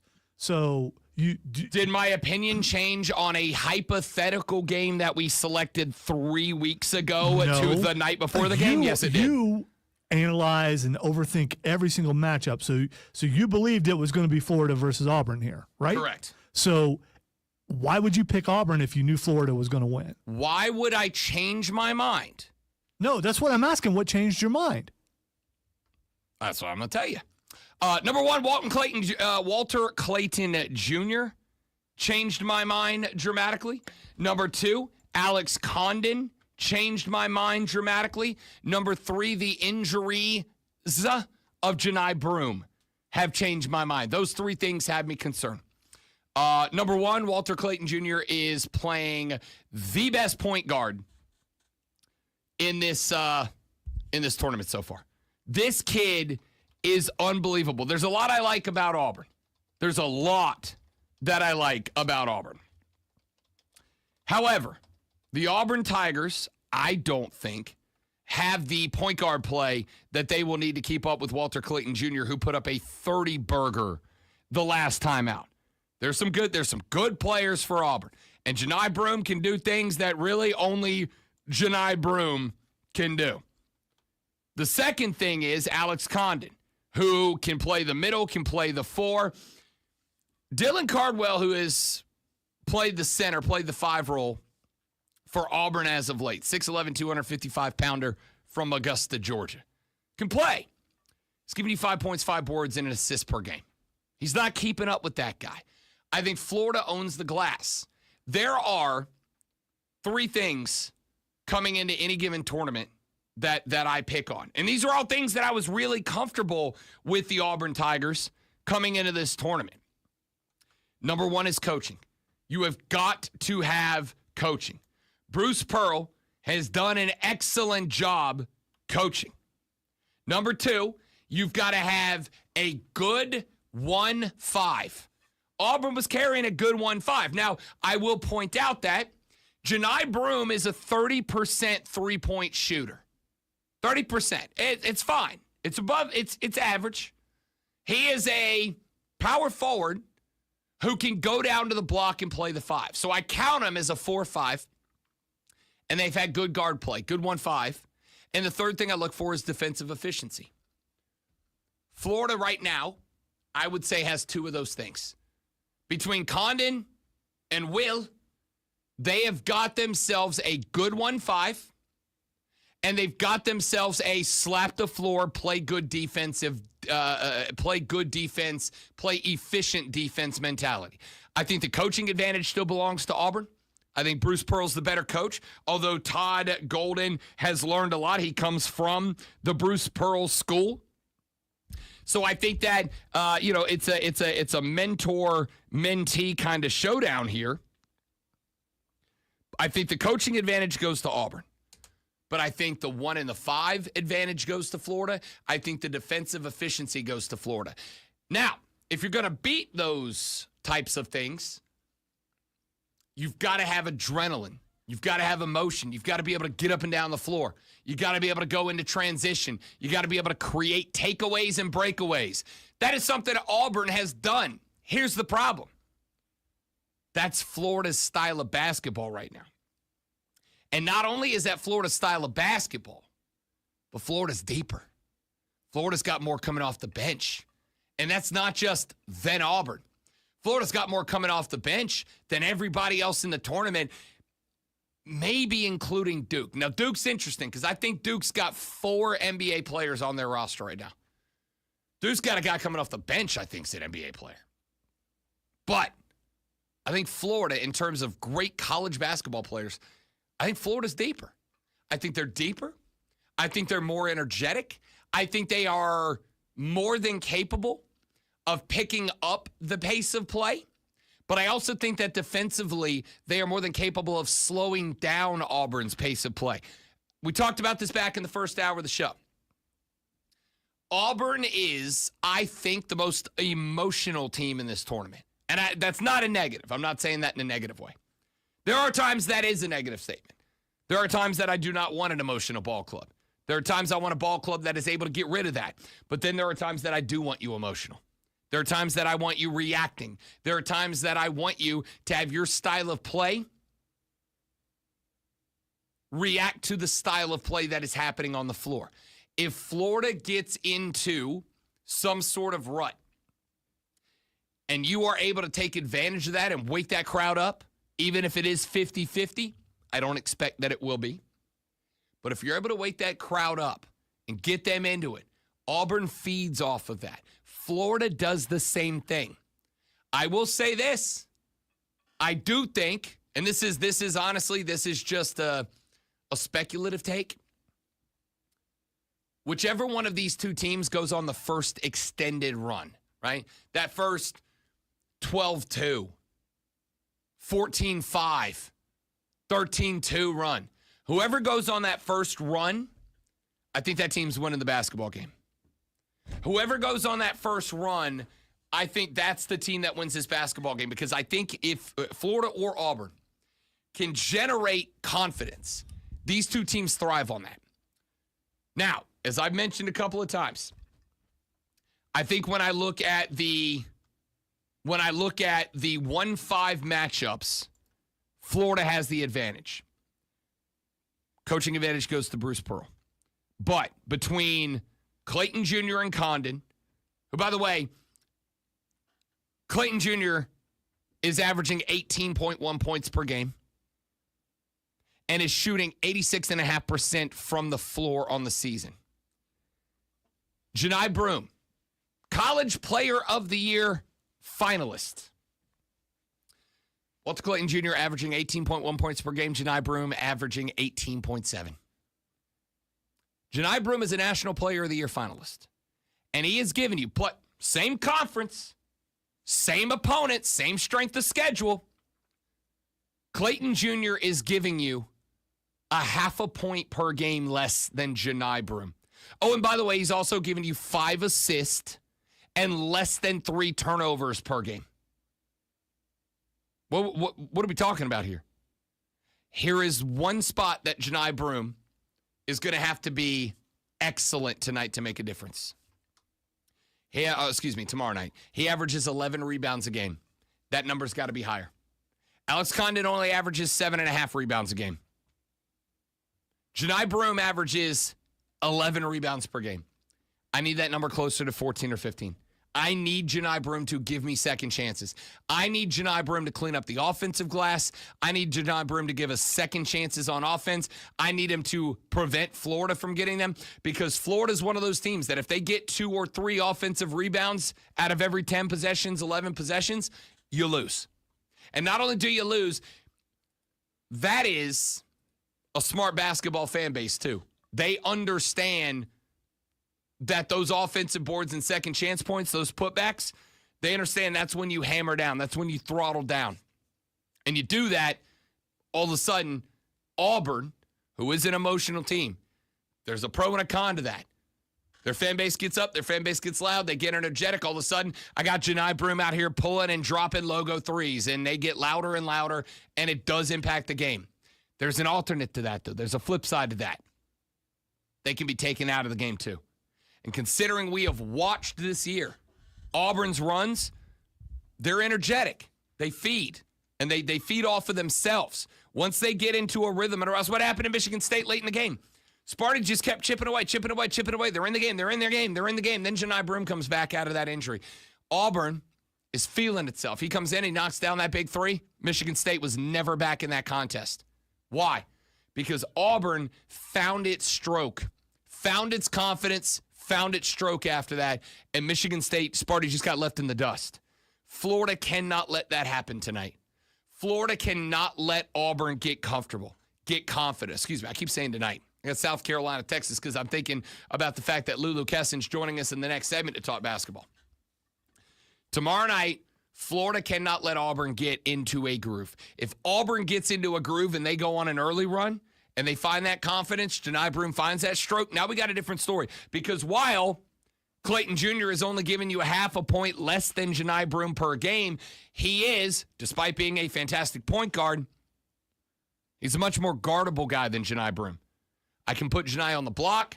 I can put him on the free throw line. I can put him on the free throw line extended. I can put him in the elbows. I can put him around the top of the arc. And even if he's only a 30% three-point shooter, that's 1 out of 3. 1 out of 3 threes, which means you have to close down on him. And if you do not close down on him, he'll knock down threes if you give him open looks. And if you do close down on him, go to the rack. So you're only getting a half point more out of Johni Broome than Clayton Jr., but he doesn't have to work as hard to get him, which means there's opportunities for other guys around him to knock down those shots. I am picking Florida to win this game. Auburn's my national champion in my bracket. But based on what I've seen coming into this game, and I like Auburn a lot, I still do. I think Florida's deeper. I think they're deeper off the bench. And the one thing that has been the strength for Auburn, which is knock down 2-3 shots, find the stroke, find the confidence, all of a sudden we're having fun. Florida can do that too. And when your starters get winded, because they're up and down, pushing the pace, when they get winded, that's where Florida strikes.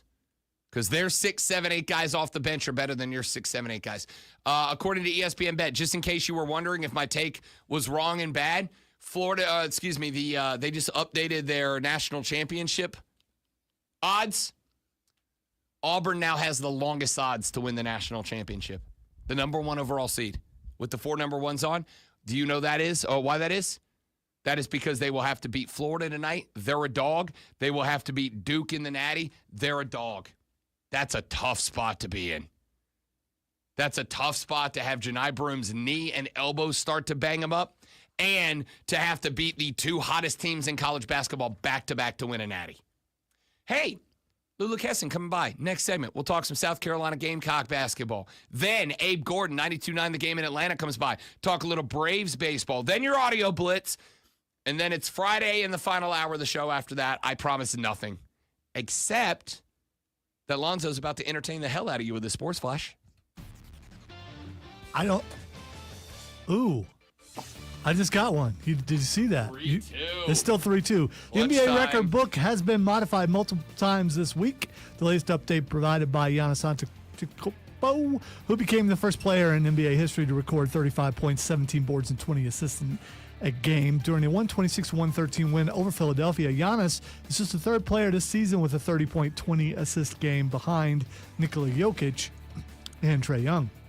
Chattanooga Mocs become the first Southern Conference team to win the National Invitational Tournament with an 85-84 win over UC Irvine last night. The Mocs tied a program record for victories after winning 17 of their final 18. Tune in this afternoon from 3 to 7 p.m. for Wire to Wire. Cole Bryson alone will ride shotgun on your drive home and get you up to date on the latest local and national sports news. Great guests, great debate, a whole lot of fun, and it's all Wire to Wire.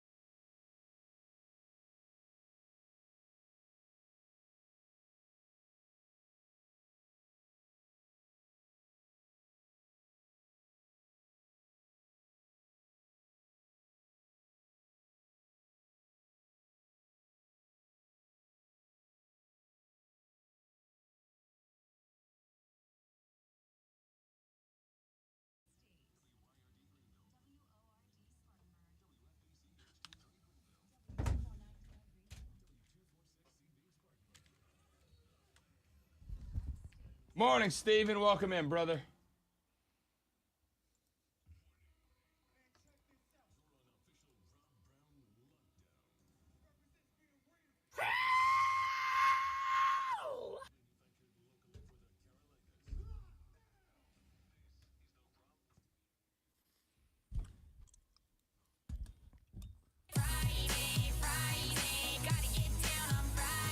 Yes, indeed. Welcome back, ladies and gentlemen. The third hour of the Rob Brown Show goes right now. Welcome back. Great to have you.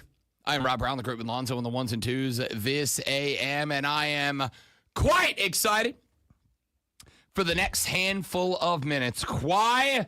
Because we take a little trip on down the road. Not to Columbia, South Carolina. Nay. We get on I-65. We take it due south.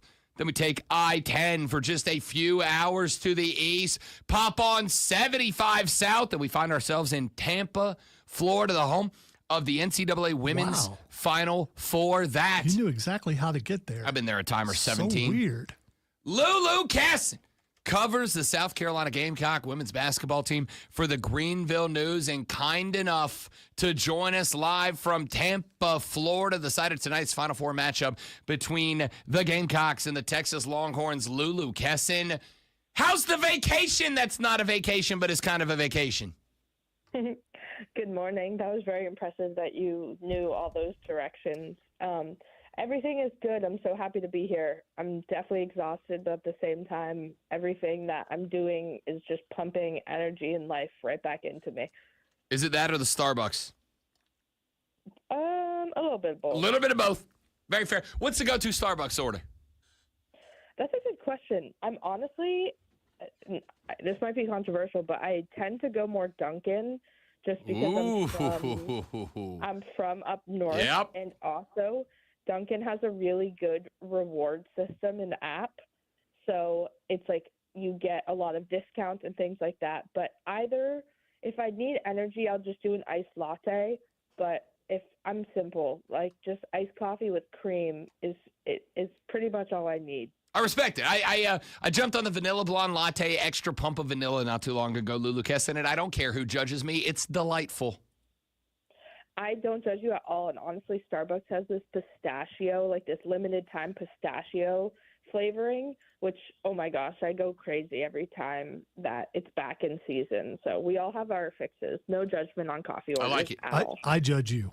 So just know that I judge I'm stopping it. I wish Starbucks was open on the way to work because I'd stop and get one. All right, but they're not. They don't like me that much. Lulu Kesson from the Greenville News joining us here on the Rob Brown Show in the Fantasy League. All right, let's talk a little bit about the Final Four this evening. Lulu Kesson, as the Gamecocks get set for the early tip, 7 o'clock, taking on the Longhorns of Texas. Let's start with this. What's the vibe? What's the attitude? What's the aura around the arena right now?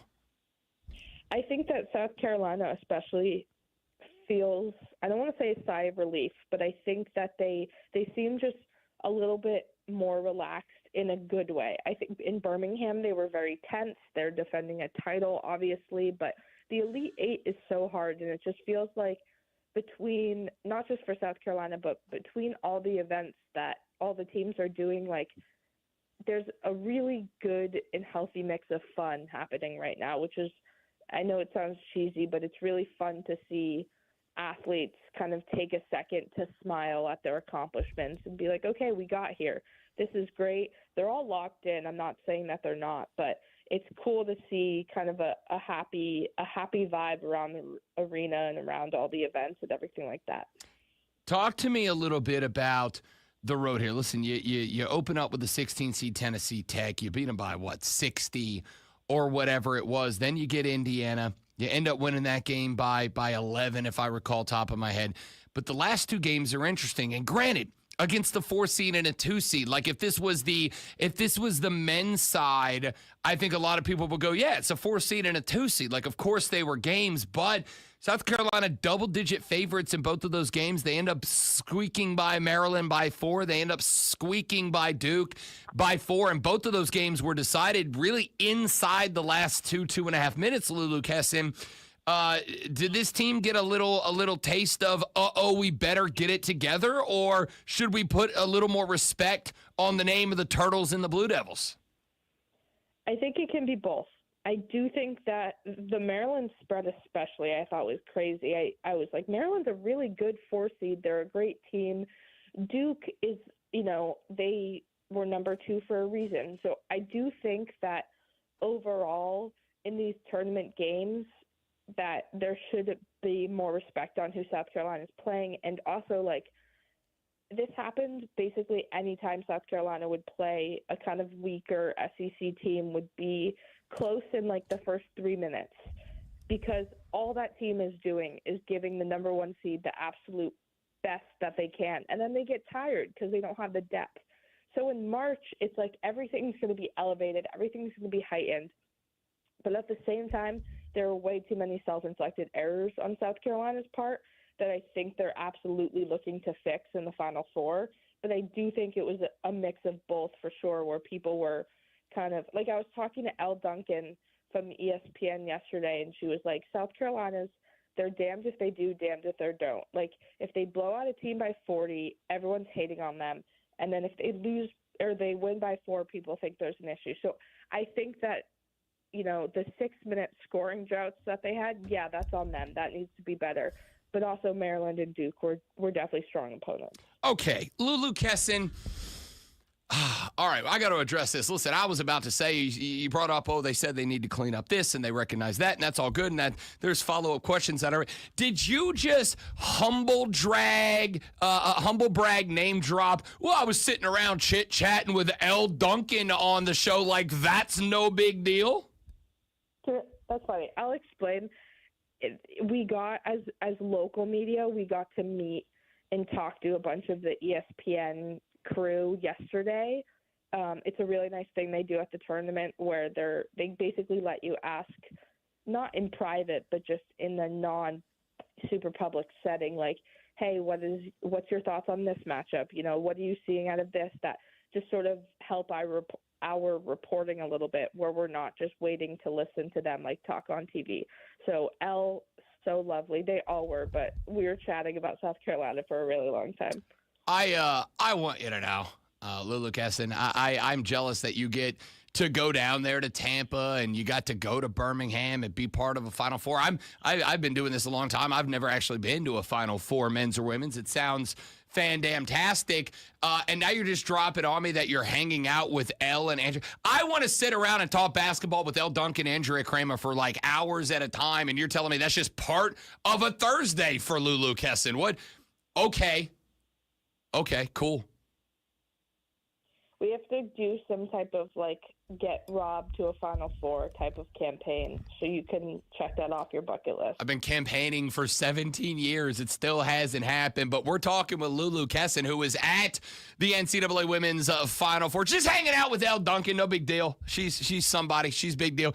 All right, let's go back to what I should have followed up with, which is you mentioned the things that the Gamecocks know they needed to clean up after the Maryland game, after the Duke game. Are these the same issues that we talked about in the regular season, the rebound, the second chance opportunities, or are there some other issues Dawn Staley's focused on as he gets set for the Horns tonight?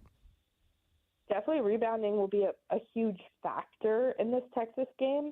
I think that allowing offensive rebounds and second chance points was a huge issue against Duke, but I do think that overall South Carolina, there's a lot internally, and I'm not saying locker room issues, I just mean self-inflicted errors. I think that they went, like I said, 6 minutes without scoring. The word that was kind of the buzzword was just flow, offensive flow, a lot of lack of flow and everything like that. So I do think that South Carolina's offense just needs to be 10 times better than it was in Birmingham, and everything else, in a sense, will take care of itself, because I think it's natural elements of the game that South Carolina is so good at. But when the offense goes, they go, and when the defense leads to offense, they're pretty unstoppable. What if I asked you to, and we'll preview the Texas game here in just a minute, but if I was to go back to that Duke game. Like I said, a game, Lulu Kesson, that really wasn't decided until inside the last, I'd say, 80, maybe 60 seconds of that contest. You had an offensive foul on an inbound play that gave it to Duke. You had then another offensive foul coming back the other way. Smart play to make up and get that back. If I asked you, was that South Carolina allowing Duke to hang around, or was that Duke forcing the issue? Which direction would you go? And if it was Duke forcing the issue, is there some apprehension about a Texas team that's already got you once? I think that, Don says, and I think everyone says, like, basketball is a game of runs. And, hearing a couple of times, obviously, like, oh, this is the fourth time South Carolina's playing Texas. Like, the Texas players are like, it goes both ways. Like, we know them just as well as they know us. I think that when you're facing an opponent like Texas and you're coming off, moments where you kind of allow your opponent, I don't want to say, like, hang in there, because that feels like a diss to Duke. But I also think that they just didn't stop the momentum as quickly as they should have. And so I think in the Final Four, where everything is just on a different level and emotions, everything's going to be higher, if there's going to be runs. Texas is going to make runs. It's just a matter of how South Carolina responds and how quickly that they do. I know we kind of keep harping on the rebound, but I do think it is a big deal. In the last game, Duke came down with 41 boards. South Carolina got 30. Lulu Kesson, as far as I'm concerned, if you show me a game where one team has 41 boards and one team has 30, I'm going to assume the team with 41 won that game. South Carolina got away with it anyway.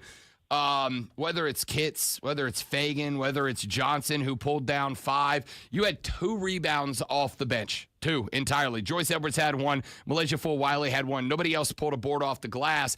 To me, the second unit, I'm talking the Edwards, the McDaniel, the Full-Wiley, the Tessa Johnson, etc., those girls are going to feel, I think, an added element of pressure in not just this game, but if they escape Texas in the national championship game as well. How important do you think bench depth and bench production is going to be over the next couple of contests? I think it's critical, like, especially because of who they are. I think Tessa Johnson and Joyce Edwards have to have great games.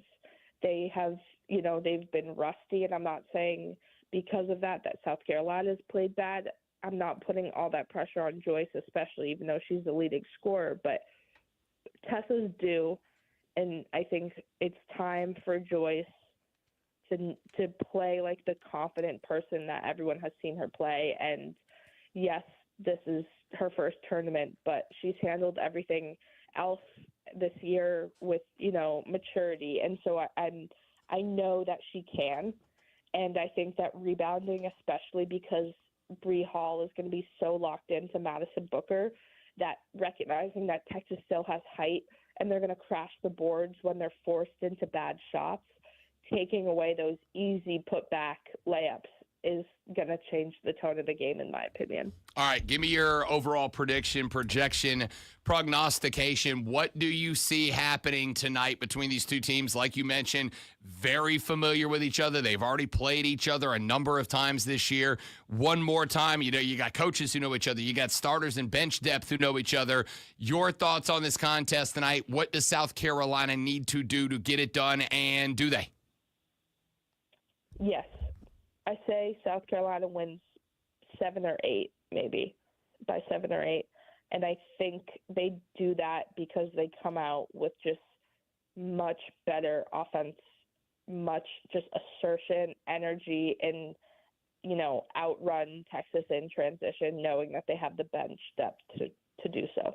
Lulu Kesson from the Greenville News joining us here on the Rob Brown Show. And the fan will say, last one, Lulu Kesson.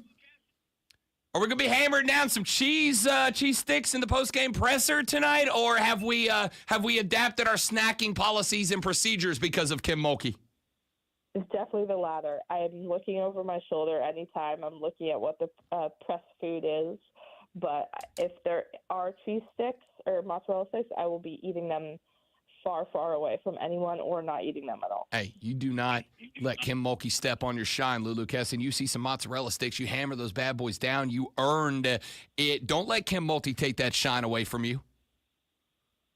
Thank you. I appreciate that. Lulu Kesson covers the South Carolina Gamecocks for the Greenville News. Kind enough to join us from down in Tampa, Florida, site of tonight's Final Four contest against the Longhorns. Lulu Kesson, enjoy the game. Enjoy the national championship. Hopefully, when we talk next week, we'll be talking about what date the parade's happening. Yes, fingers crossed that I'm covering the Natty on Sunday. Hell to the yeah. Anytime, every time. Lulu Kesson. You can follow her on X at Lulu, L-U-L-U, Kesson, K-E-S-I-N. She is the best. When we come back,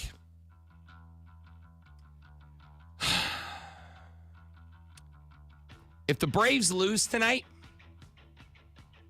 they cannot make the playoffs. If they do, they would become a historic team. How important is tonight? How important is this series against the Marlins? Abe Gordon of 92.9 The Game in Atlanta, Georgia, going to join us. We'll talk a little Braves ball next on the Rob Brown Show in the Fan Upstate. Perfect. All right, guys, quick live, and then we're back with Abe. Stay right there for me.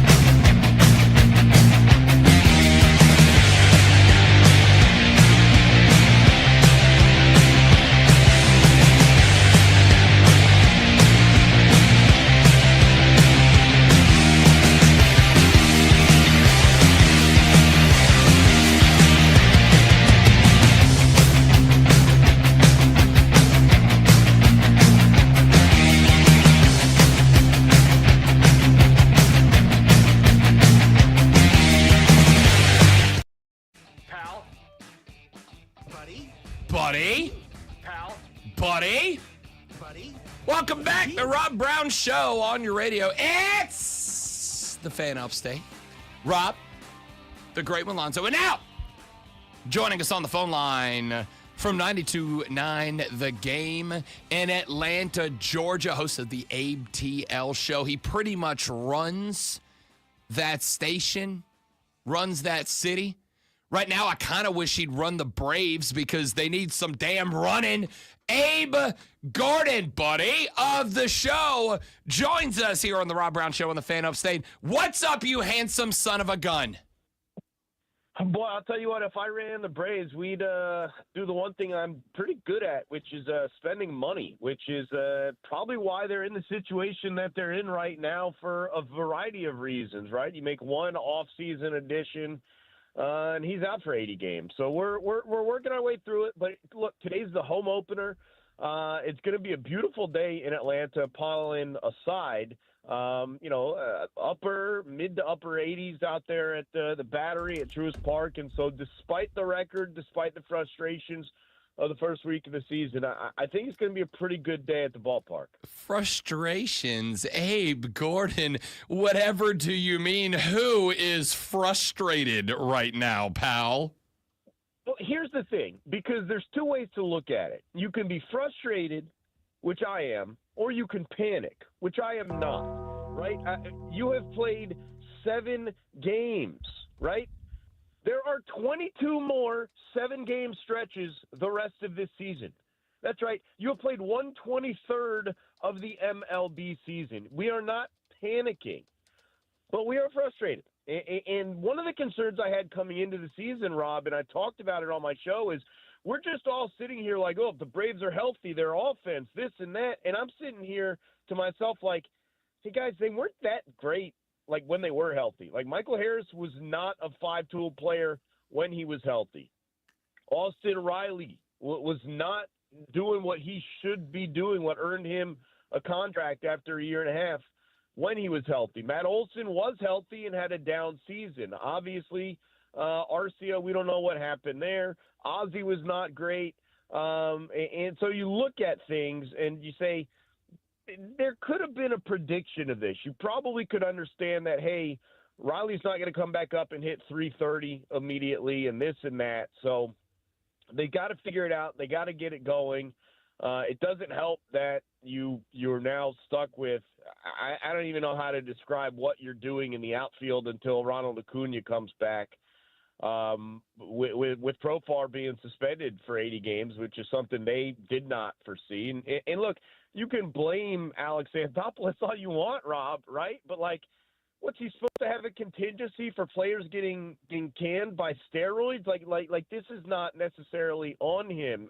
I mean, the Ronaldo Lopez injury, 4 days into the season, five innings or whatever he did before he gets banged up and placed on the 60-day now.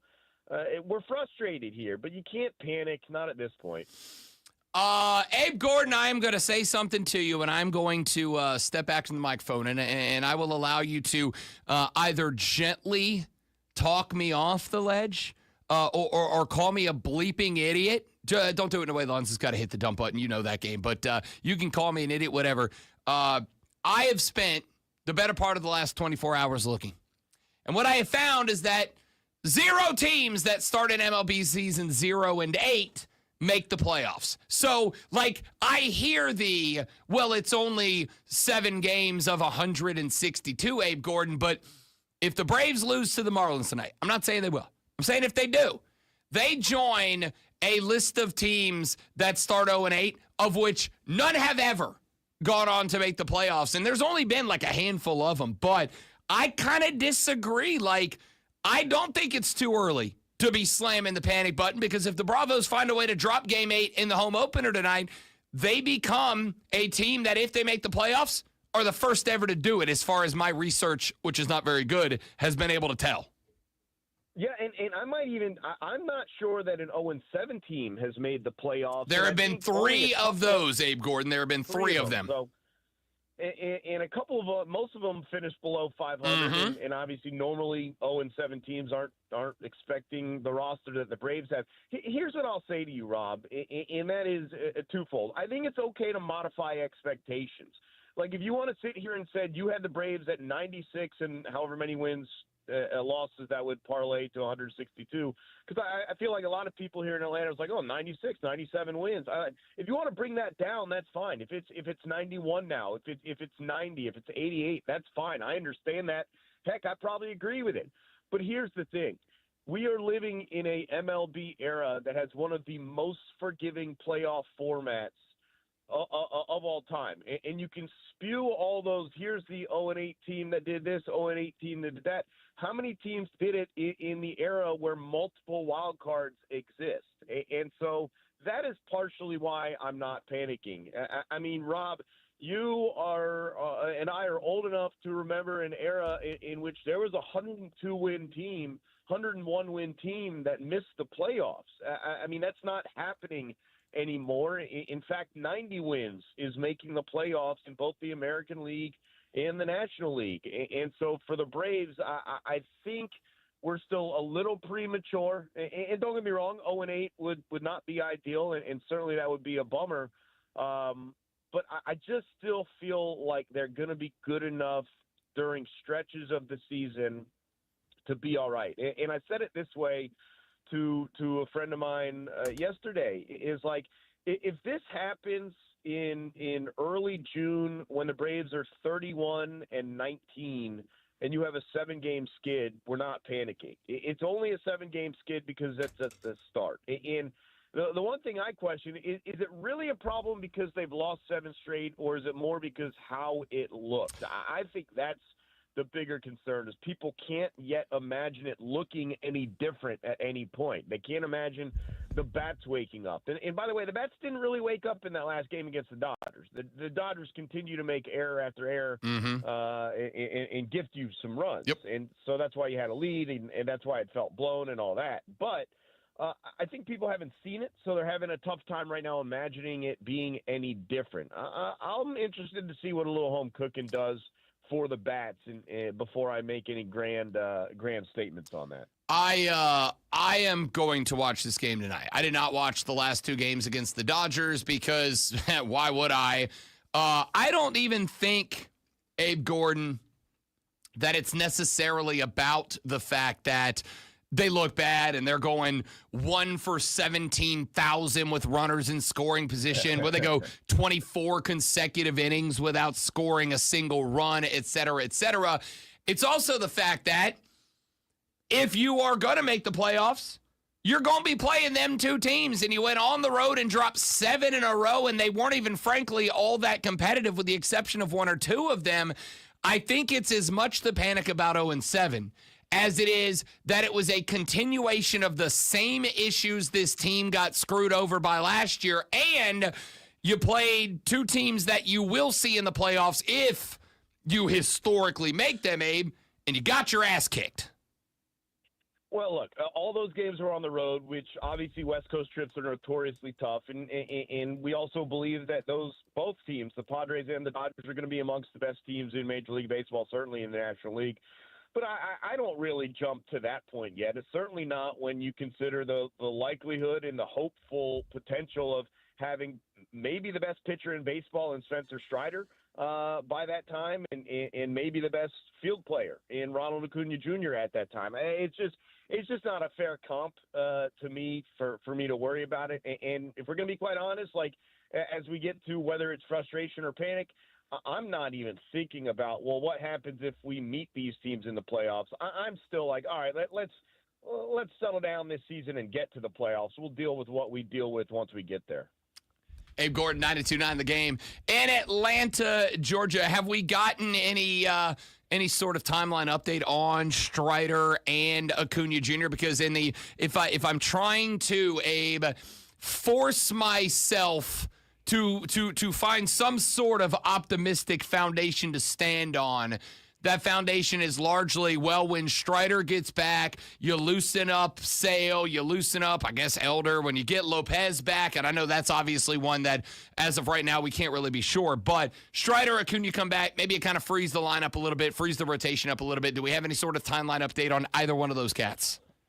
Yeah, Sean Murphy, too, by the way. That's right. Murphy and Strider are pairing down there in Gwinnett, and I think they're both very close to coming back. They were probably waiting for them to get back home. I think Strider's going to make one more start, and that might be it for him. He might be headed back very shortly. I know Sean Murphy's already hit at least one home run down there in Gwinnett, so I expect him to return relatively soon as well. Acuna is a different story. I'm very concerned about how long it's going to be before we see him. Certainly not in April. Maybe late stages May is where we're looking at. But Strider and Sean Murphy, I think, are coming back pretty soon. We are talking to Abe Gordon from 92.9 The Game in Atlanta. And if I'm going to, Abe, if I'm going to pull it's too early in the season to blank right now, I'm going to say it's too early in the season to predict a damn thing about the playoffs for this baseball team. What I am going to say is if they drop a series to Miami, I think they're cooked.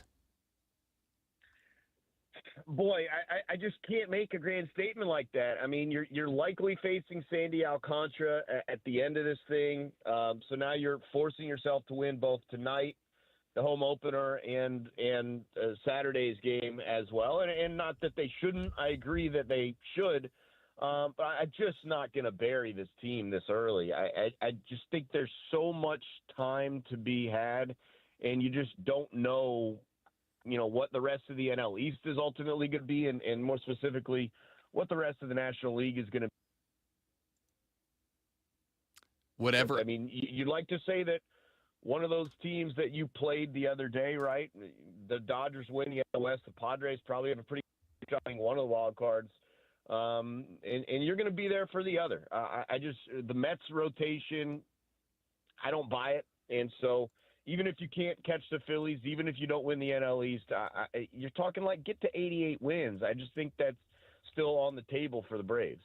We are talking with Abe Gordon from 92.9 The Game in Atlanta, Georgia. He's the host of the Abe TL Show. You can also follow him, if you are ever so inclined, on the X at Abe Gordon, because he and I went to the same school of genius branding ideas. Abe Gordon, you legend, you icon of stage and screen. My man, thanks for coming on short notice and trying to talk me off the ledge. I'm not, but thanks for trying to. Hopefully by like 7:50, 8:10, something, the Braves have like a 4 spot, and you can maybe enjoy some bourbon while you watch it, something like that. Buddy, by 7:50, if I'm not already enjoying the bourbon, send the police because something's gone wrong. On top of it, brother. I'll keep an eye on you. Legend, Abe Gordon, 92.9 The Game in the ATL. Stopping by, talking some Braves ball when we come back. The Audio Blitz. Some of the best audio we've picked up over the past 24 hours. Or not. I don't know. We're going to see what we have in the catalog. I'm Rob. He's Lonzo. The Rob Brown Show rolls on after this. It's the Fan Upstate.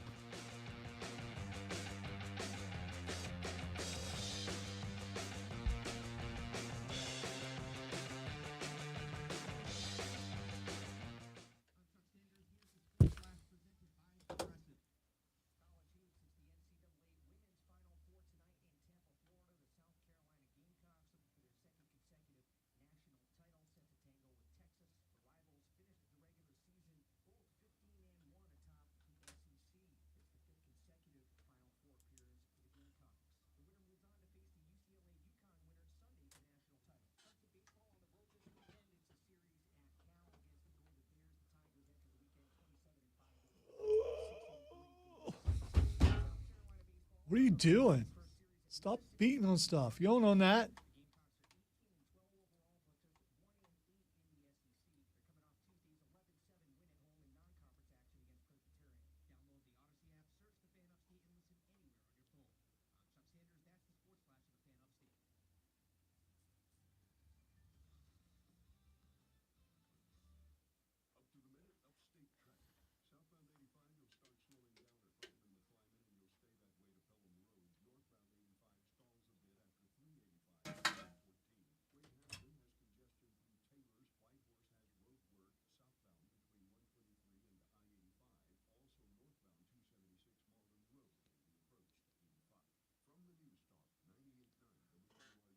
And then he just stormed out. Oh, no, maybe he has quit. Whatever shall we do? Let's go to network.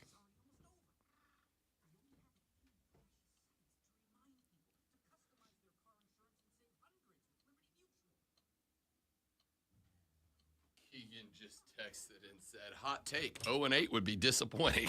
That is a hot take, bud. Everyone is sounding the alarm about you being angry and storming out. We all saw it. No, I wasn't angry. I was out of energy drink.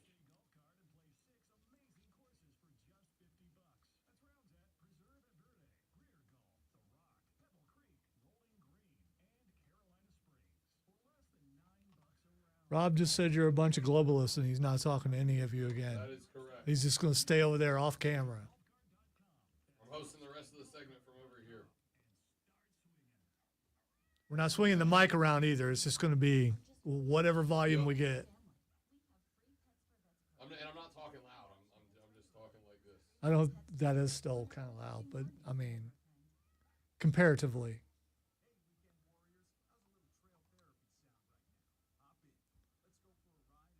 So did you watch the trailer for the new Naked Gun? Oh, yes. Okay. That's, yeah. The O.J. Simpson thing, that was great. That was great. It was. Everything else, I'm not entirely sold, but that right there, that made me laugh for sure. It's kind of sad that we're laughing about that, but still, that was. I am all in day one. So what do I got to do to get you to watch the Superman trailer? Because you just gonna hate it no matter what, because you don't want to like Superman. Would you like me to come and fix it for you? No, that was about you, not my headphones. Oh, okay. All right. Lonzo refuses to be honest about the way I feel about it. You refuse to like Superman. I don't refuse to like Superman. And then want to then like you Superman. say all these bogus things that I have refuted, but you stick to them. No, you haven't refuted. You disagree with. Oh no, I pointed out that he's overpowerful. No, he's not. Yes, he is. No, he gets taken down by magic. He gets taken down by a bunch of stuff. Watch or read something. You have a preconceived notion of what things are. Machina. They keep coming up with MacGuffins to stop it.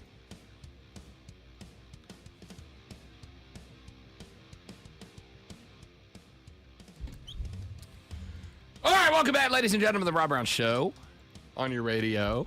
It's the Fan Upstate, buddy.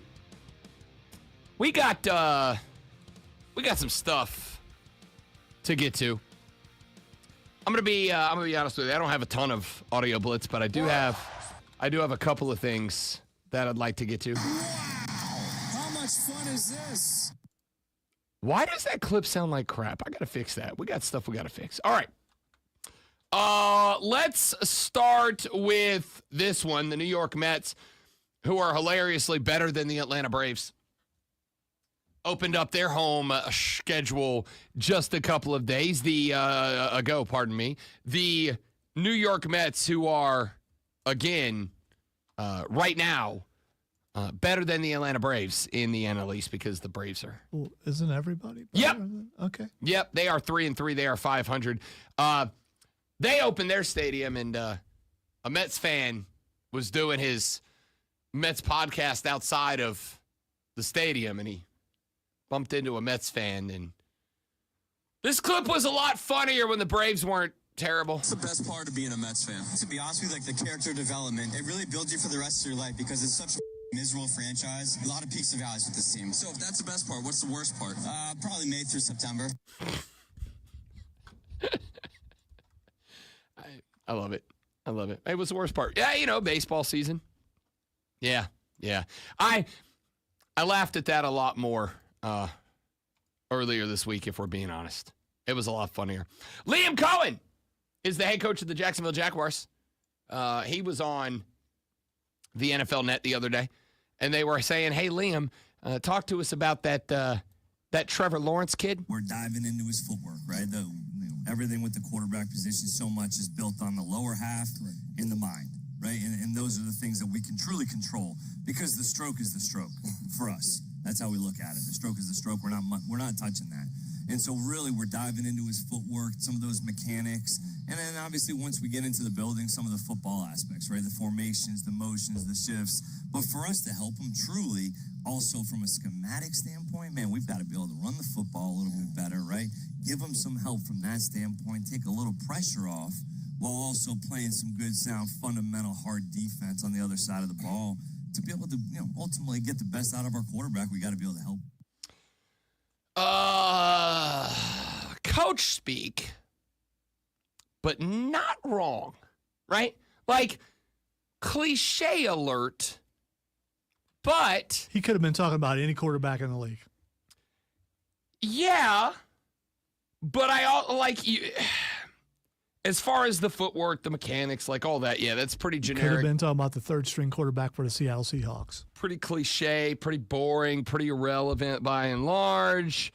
On the flip side... Which is where Trevor Lawrence might end up if he doesn't have a good season this year. On the flip side of that is, I hope really that the last part of that conversation, the concept of we got to be able to run the ball. We've got to be able to do more to help him out, because that has been my take for 2 years now. It was my take about Bryce Young, and I got told that he was just my special, precious baby boy, and I was too dumb to accept the reality that he stinks. Turns out, Ramos Ball. Nobody called Nobody you in particular. Yeah. Nobody in particular. I've been saying the same thing about TL16. The Jags were only like a slightly better franchise at large than the Carolina Panthers were. Slightly better. Yeah, but they have made the playoffs and won a playoff game in the last, decade. I'm not sure. Slightly better franchise. Okay, that's a lot better, actually. Slightly better. So, I think they have a better record almost every year, too. My thought was, I hope Liam Cohen is being honest there. I don't know if I believe him just yet. I don't know if we have anything to go on that says I believe him. The guy's never been head coach. If he's being genuine, that's how he sees the team, that we need to run the ball. We need to build this thing around helping out Trevor Lawrence. I think he's still alive. If not, we might be in a little bit of hurt. All right, we'll see where that goes. Let's get to a couple more. We've been doing, we've had a lot of conversations about accents. No, I'm going to save this one for later. I got a guy with a very funny Canadian accent, but he says some stuff that kills me, so we're going to play it later. Instead... It's not Mark Ryan, is it? No. Okay, because he's been in Detroit for a while. Oh, yeah, covering the Tigers, don't you know? Yeah, so he'll be talking like that if he's not already. Yeah. He's going to eat, he's going to be, next time he comes down to visit, he's going to be real big into salads, but like the salads are made of mayonnaise. That's what they do up there, huh? My favorite... I did hear the other day, he was on one of the morning shows, and he's like, I got to tell you, I've had the best pizza of my life up here. I'm like, you say that about all the cities. Yeah, he does. He's got a formula. He believes it's a winning formula. Maybe it is. I don't know. Ian Rappaport covers the National Football League, and he had something to say about my team, and it makes me irrationally angry. The Saints do need a long-term solution. Say whatever you want about Derek Carr, not someone who's going to be the Saints quarterback for the next 10 years. In fact, there were plenty of times, Mike, you and I talked about it. We thought Derek Carr might not be the Saints quarterback this year. The reason they paid him all the money, the reason they put themselves in that position to restructure his contract, because they don't want to have to go into this draft absolutely needing a quarterback no matter what. They don't need a quarterback. They have one for this year, but they are in a position where they could take one. They have done all of the quarterback homework. They have been a heavy presence at pro days. They have been a heavy presence at quarterback workouts. They have done all of the background and homework. So if there is a quarterback there that they like in the top 10, for sure could take one, would make a lot of sense. The quarterback wouldn't have to play right away. Would also not be surprised if they traded back into the first to get maybe a third or fourth quarterback and say, you know what, you can also sit. The Saints don't need one, but for sure, guys, they are a team that could end up taking a quarterback in late April. I'm very frustrated. And it's not because of Derek Carr. Right? Like, I hope at this point you've all figured out that when I was repeatedly and continuously saying, oh, Derek Carr, future first ballot Hall of Famer. I was being a smartass. Nuh-uh. I hope most of you knew that. Some of you didn't. I was being sarcastic, facetious, exaggerative, etc., etc., etc. Wonderful. Here's where I have a bit of an issue. You have spent the last 4 years developing a young man by the name of Jake Haener. Last year, you gave the starting nod multiple times to a former Gamecock by the name of Spencer Rattler. You just stay put. New Orleans, just stay put. Let the inevitable Derek Carr gets injured doing something dumb moment happen. Let's give Rat Daddy an opportunity one more time with that offensive line that's made up of a little bit more than the 5 wet paper towels we threw out there last year. And most importantly, let my wife wear her Rattler jersey for 1 year before she stops being a Saints fan, please. Why are you? Is it you're being a masochist today? I think what's self harm? What is that? Masochism. Okay, yeah. So you're being a masochist today. First with Atlanta, and now with the Saints. Oh, what are you doing? Are you ready? Because I'm willing to bet, so that before we are done, we're gonna see across this little lower third on this network here. Nick should trade for Zion Williamson. Let's just take them all down. Let's just burn Rob Brown's entire sports fandom to the bleeping ground today. Aren't the Knicks pretty good this year? The Knicks are pretty good this year. You know how they'd be better? It's not going to matter. I swear I'm going to hit this TV with this baseball bat if you say it. I was going to say globalism, but the next thing was Zion Williamson. Yeah. Hey, look, there's some weird guy on the TV. Hey, Wendy, that's Bron's boy Wendy, ain't it? Oh, LeBron's buddy. So, the last conversation about the tush push that we've had is the fact that they were having a conversation about the tush push. The conversation was, shall it be banned, shall it not? And it was tabled. It was tabled. Jason Kelce is a former center for the Philadelphia Eagles. He, of course, was the point man, the tip of the spear, the lead of the phalanx for the Philadelphia Eagles. And he gave an interesting breakdown on the conversation about banning it or not banning it. I think the only argument I see for potentially banning it is there a competitive advantage? Is it unfair that players can push, and should we allow players to push rather than ball carriers or anybody do things on their own? That's going to be a hard rule to enforce. Are gang tackles outlawed? That's what I'm saying. Open field, like when Big Creed Humphrey gets behind a running back and he's pushing the pile forward, do we not want that? Because I like that. No, because that's football. Just from like the health aspect, is like people misusing my quotes. Like the play sucks to run, but it sucks because of like an exertion. It's not going to be a play, in my opinion, where you're going to see this huge increase in chance of risk of injury. It's just not. Some people think it's more of a rugby play, but when we have like a guy who played rugby like Jordan Mailata, he's like, it doesn't have anything to do with rugby. I mean, I'm tired of the back and forth with it. If you're going to ban it, just ban it. One of the quotes I saw was like, I'm most concerned for the center. I was like, yeah, I get it. Yeah. I mean, it sucks. It is a grueling play. So Kelce says, listen, the health and safety aspect of it. He said it's not a rugby play. It's a very grueling play. It's a very strenuous play, but it's not a play you're getting hurt on. And he said if the argument is that the ball carrier should have to do it by himself, the ball carrier should not get assistance, the ball carrier should not be allowed to be pushed, pulled, or otherwise manipulated, cool. Are we going to ban the gang tackle? Are we going to ban the group tackle? Hey, once a defensive player locks up with the ball carrier, no one else can touch him from the defensive side until that tackle is shed, right? And I think it's a valid point. If you're going to argue that one side of the ball can't help, then neither side of the ball should be able to help. Now, when asked about the perspective of running the tush push from the center's position, Jason Kelce gave what I thought might have been one of the most enlightening, educated, sophisticated answers I've ever heard. But I got to put this, like, it's less of like a grueling play of like being cold-cocked, and it's more of a grueling play of like, you got to take it and it just won't come out. You're just squeezing forever until that thing comes. That's what it's like. That's what's grueling about it. It's like,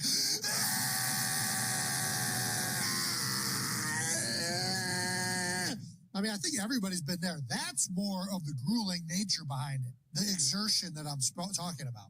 I mean, I get it. I don't know if you get it. I get it. I'm a fiber supplement guy now. And the first probably week and a half after I took the fiber supplement, it was like running the tush push. Like it's just kind of part of it. I'm just saying, I would like to go ahead and just have Jason Kelce explain everything. Just give Jason Kelce a TV show where he just explains everything and he puts it into those everyday blue-collar, red-blooded American terms. He did have a late night show briefly during the football season. He did with his wife. It was actually pretty entertaining. Yeah, I never watched it, but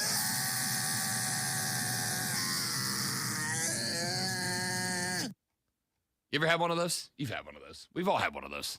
All right, can we just be honest with each other for a minute? I find that humanity is better off when we can all just be honest with each other for just a second. Every one of us has had one of those where you like you got to grab the side of the counter. All right, hold on. You said you're going to play the clip. You didn't say you were going to go into detail about what the clip was talking about. That's a totally different story than just playing the clip and moving on. He said at the end, he said, I think we've all been there. I think we all get it, right? I'm just asking, like, you understand what Jason Kelce's saying, right? Completely. We all get it. Completely. I get it. Everyone gets it, man or woman. But that's not, we don't need to go into more detail.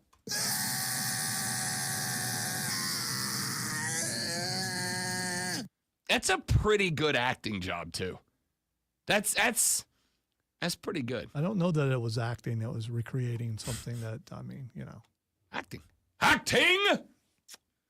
All right. Thank you, Jason Kelce, for my favorite new soundbite of the week. You are going to hit that monitor. It's just a matter of time. You have been so close. No, I'm not. I am, like Ken Griffey Jr., precise bat control at all times. Mm-hmm. At all times. I thought about hiding it this morning, but, then I didn't want, someone to be accused of taking it. Yeah. But it just, I don't know how it made its way out of the office into the studio.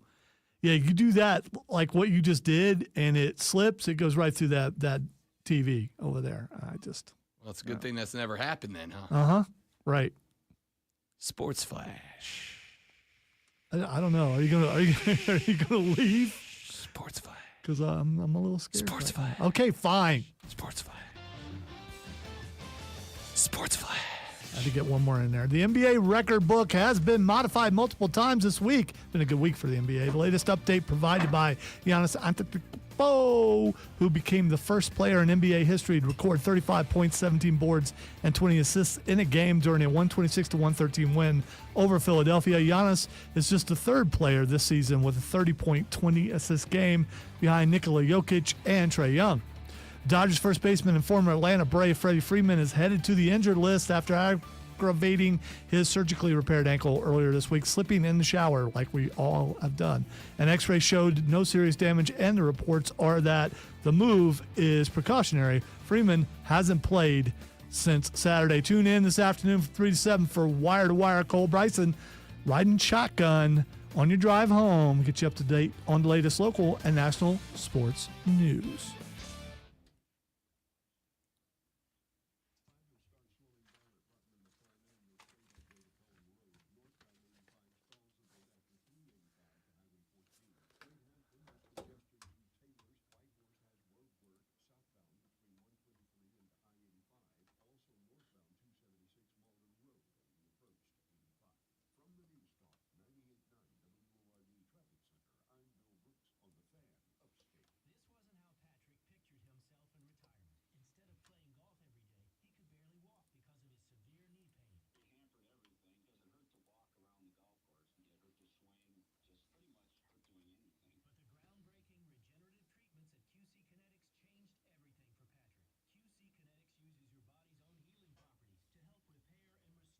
He's fine. There's nothing out of the ordinary.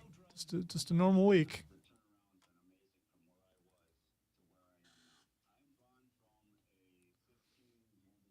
I did hide the ball and he found it. I was going to hide the bat, but I didn't want to cause friction with him thinking someone else hit it.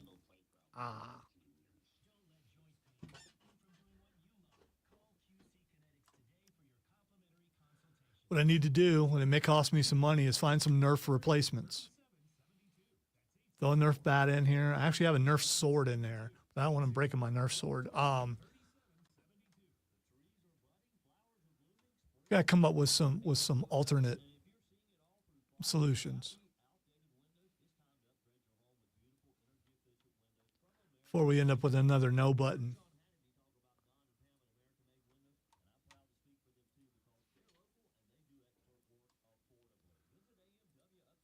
It's like trying to hide stuff from my cat. Cat's going to find it somehow.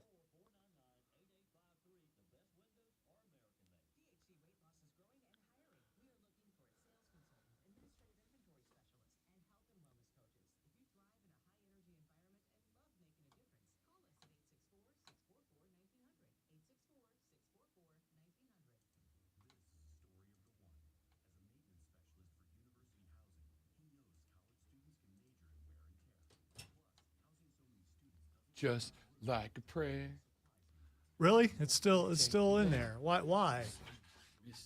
There are better Madonna songs to sing.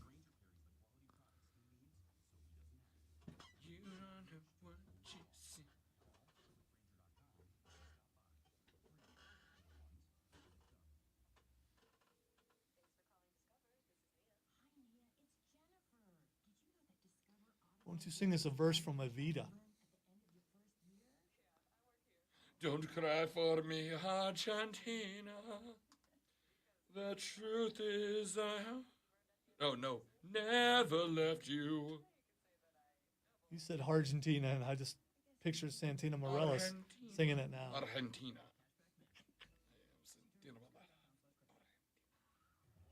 I wonder if anyone's asked Santino Marella what's wrong with John Cena. John Cena.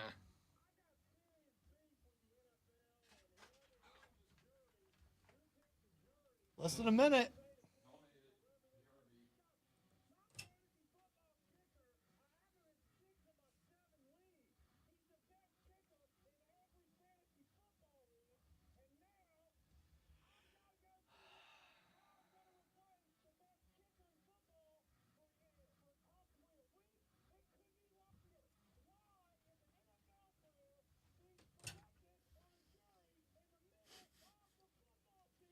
The globalists are running the show today.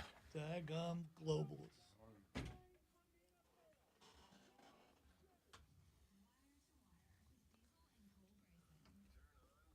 That's why you should stick to sports during the sports show, Rob Brown.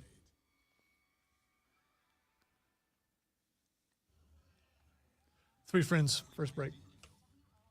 Ground floor. Uh-huh. Yes, sir. I didn't bring up the globalists. You did. You posted like during the show. Y'all ain't got to read my tweets. Yeah, well, that's kind of what we're supposed to ask them to do. So, yeah.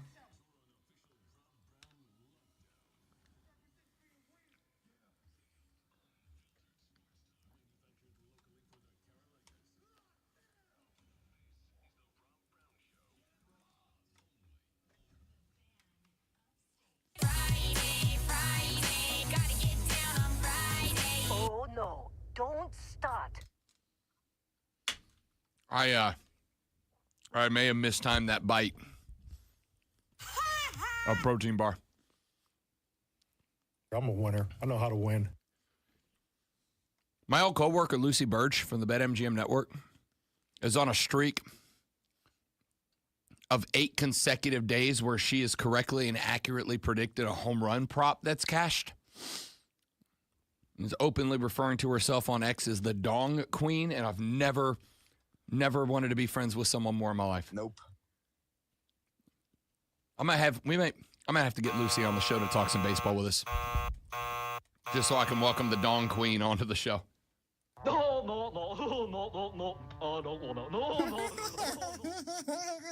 Nope. Good job, Lucy. You guys, I'm going home. Poof. Final hour of the Rob Brown Show starts now. Welcome back, ladies and gentlemen. Rob Brown, the Great Malonzo, and you let us talk some Final Four as we wrap up the radio broadcast today. I gave you my thoughts earlier on the Florida Gators, the Auburn Tigers, in game number 1 tomorrow evening. We also talked women's Final Four. Lulu Kesson of the Greenville News joined us at 8 o'clock, broke down that South Carolina v. Tejas contest that is coming up later on this evening, live in Tampa, Florida. Tampa, dramatically better than Jacksonville. Dramatically. Significantly. So you say, maybe someday I will. No, not so I say. It is a definitive fact. I know. There's some things that you say that about and I disagree with because, Because you like disagreeing. Well, no, because we look at things differently sometimes, and I still haven't been to Florida yet. I may go to Jacksonville and find it delightful.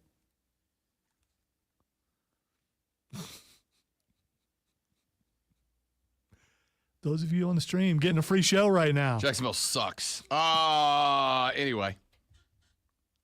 Let's talk about the other Final Four contests we have not gotten to yet. And that, of course, my dear friends, is the 8:49 game between the Houston Cougars and the Dukies. The Duke Blue Devils. I'm picking Duke. And I will say this, for whatever it's worth, the ESPN analytics breakdown says it's damn near a 50-50 game. 54% chance Duke wins, 46% chance that the Cougs get the dub. I honestly, respectfully, I'm going to need somebody to explain to me how Houston wins this game. Genuinely, sincerely, honestly. I need somebody to explain to me how it is that Houston wins this game. Duke is playing incredible basketball. They can play up-tempo basketball. They have got one of the best 5 defenses in college basketball this year. They shoot the 3. They can play inside. How does Houston win this game? Duke averages almost 84 points a game. The Cougars average somewhere closer to the 78, 80 mark out in the Big 12. LJ Cryer averaging 15 points a game. Cooper Flagg averaging 19, 7.5 boards, 4.2 assists. Kunkenipple averaging 17 points over the last 10 games. In the past 10 games, which includes their tournament run to the Final Four for the Blue Devils, Duke is 10-0.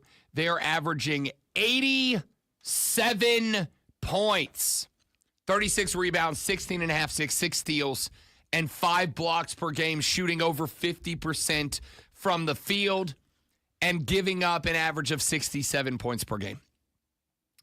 Houston, also 10-0, but are averaging 15 fewer points, are averaging 2 fewer boards, are averaging 7 fewer assists, are averaging 2 more steals, for whatever that's worth, are averaging 1 fewer block, are shooting 43% from the field, and are giving up 60 points per game. So, giving up, 7 fewer points per game?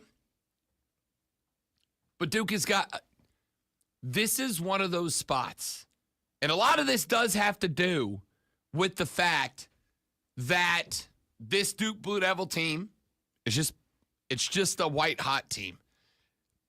There are spots in the tournament that sometimes you're betting on the momentum. There are just spots in the tournament where you're just betting on who's hot and are they going to stay that way. I am. It is hard for me right now to bet against the Blue Devils. They are playing the best overall basketball in this tournament. And frankly, it's, respectfully, not particularly close, if we're being honest. They seem to be playing the best basketball of anybody in this tournament. And I include Florida right there. Because I do think Duke is more consistent from everywhere on the basketball court. There's not a weak spot.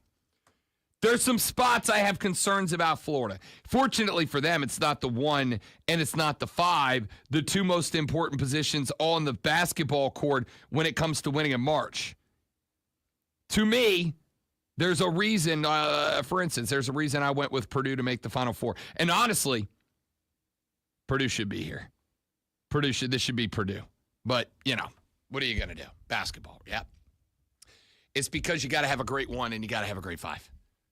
Duke's got that. Duke's got a great 1. Duke's got a great 5. I don't see how Houston wins this game. Like, I'm actually kind of shocked that the analytics say that this is almost a 50-50 toss-up game right now. I'm a little bit taken aback by that. Houston's a good team. They're a fast team. They're athletic. They're lengthy. They get up and down the floor. They score. I'm also a little shocked that the over-under this game is only at 136.5. I really thought that would have been closer to like a 142, 141, something like that. Because both of these teams can absolutely put the brown thing and the round thing and run up the score on each other. But again, what spot on the floor, sincerely, what spot on the floor is Houston better than Duke? Does anybody have one? Is there one spot on the floor that Houston's better than Duke? The only spot that I could give you a solid maybe is Kelvin Sampson coaching around John Shire.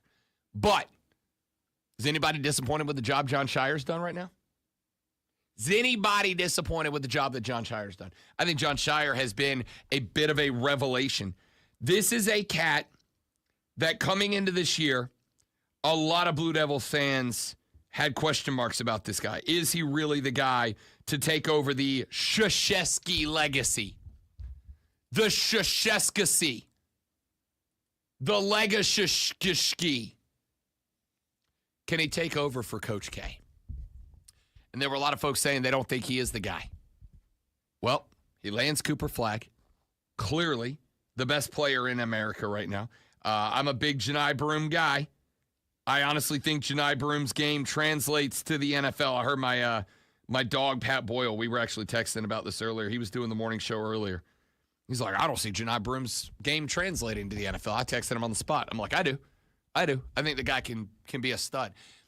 Even with all that, right now, Cooper Flagg is just a better basketball player than Janai Broom. You've got the best player in the country. You've got, I'm going to say at the minimum, 3 NBA players on this roster. I think 4. Pat Boyle said 5, including 2 off the bench. But somewhere between 3 and 5 NBA players off the bench. This Duke team's going to be a hard out for anybody. I'm telling you right now, the most exciting national championship game on the table is Duke versus Florida. But I'm looking at this Houston team, a team that I went back, I paid attention to that Duke-Tennessee win, a game that Tennessee was never in. But I also got to point out, and I want to give credit where credit is due, but I also have to, I got to keep a buck what needs to be kept a buck. Tennessee couldn't shoot. Tennessee was missing wide open bunnies, man. I mean, they're like next to the glass pulling up threes and can't hit. They're getting wide open. At one point, Houston was just playing like almost a collapse 2-3. They're like, hey, man, if you're gonna come out and go, well, they go 0 for 11 to start from 3. Then they were 1 for 12. Then I think they missed 7 where they finished 5 of 29 from 3. They finished 15 of 52, good for less than 29% from the floor. I don't think, respectfully, Houston did anything special in that game. I don't think they did anything special. I think they just happened to catch Tennessee on a day where the Vols were allergic to scoring buckets. Somebody, every time Tennessee went down the floor and came back, somebody went up there and put like a glass clasp up on top of the lid. They had to put like a little cover or something because Tennessee couldn't buy a bucket. Even my dear sweet mother was texting me. She's like, is everyone on Tennessee hurt? What happened? I don't think Houston did anything special in that game. I think they got Tennessee on the, you know what? I was going to call it, and I'm not going to. I was going to call it the annual Rick Barnes Collapse-a-thon. I'm not going to call it the annual Rick Barnes Collapse-a-thon. Rick Barnes can't do anything about his team going 5 of 29 from the arc. Rick Barnes can't do much about his team going 15 of 52 from the floor. They have 52 field goal efforts. 52 field goal efforts. They made 15. That's real bad. That's not good. So I'm not going to call that the Rick Barnes Collapse-a-thon because I don't know how much Rick Barnes could have done. He was drawing up the plays. The plays were working. Tennessee was just missing bunny after bunny. It was not a good look. So Houston didn't do anything special to win that game. Deserved to win the game, played well in the game, got the dub. But it wasn't like they were like busting it. On the flip side, Duke's been doing everything right. They're shooting exceptionally well.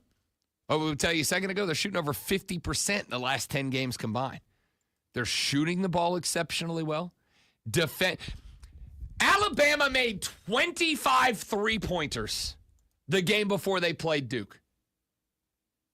Then they shot 25% from 3, 8 of 32 the next time out. One night they play, they shoot and convert 25 three-pointers.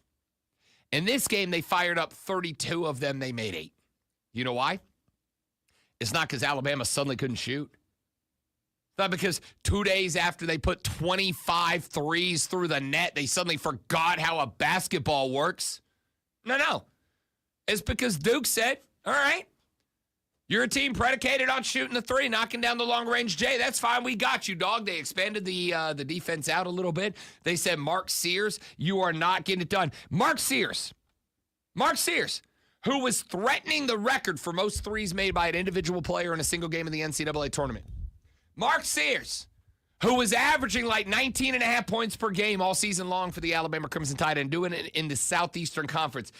You know what Mark Sears shot in the Alabama-Duke Elite Eight game? 2 of 12, 1 for 5 from deep, 6 points. That's the cat. What did he have?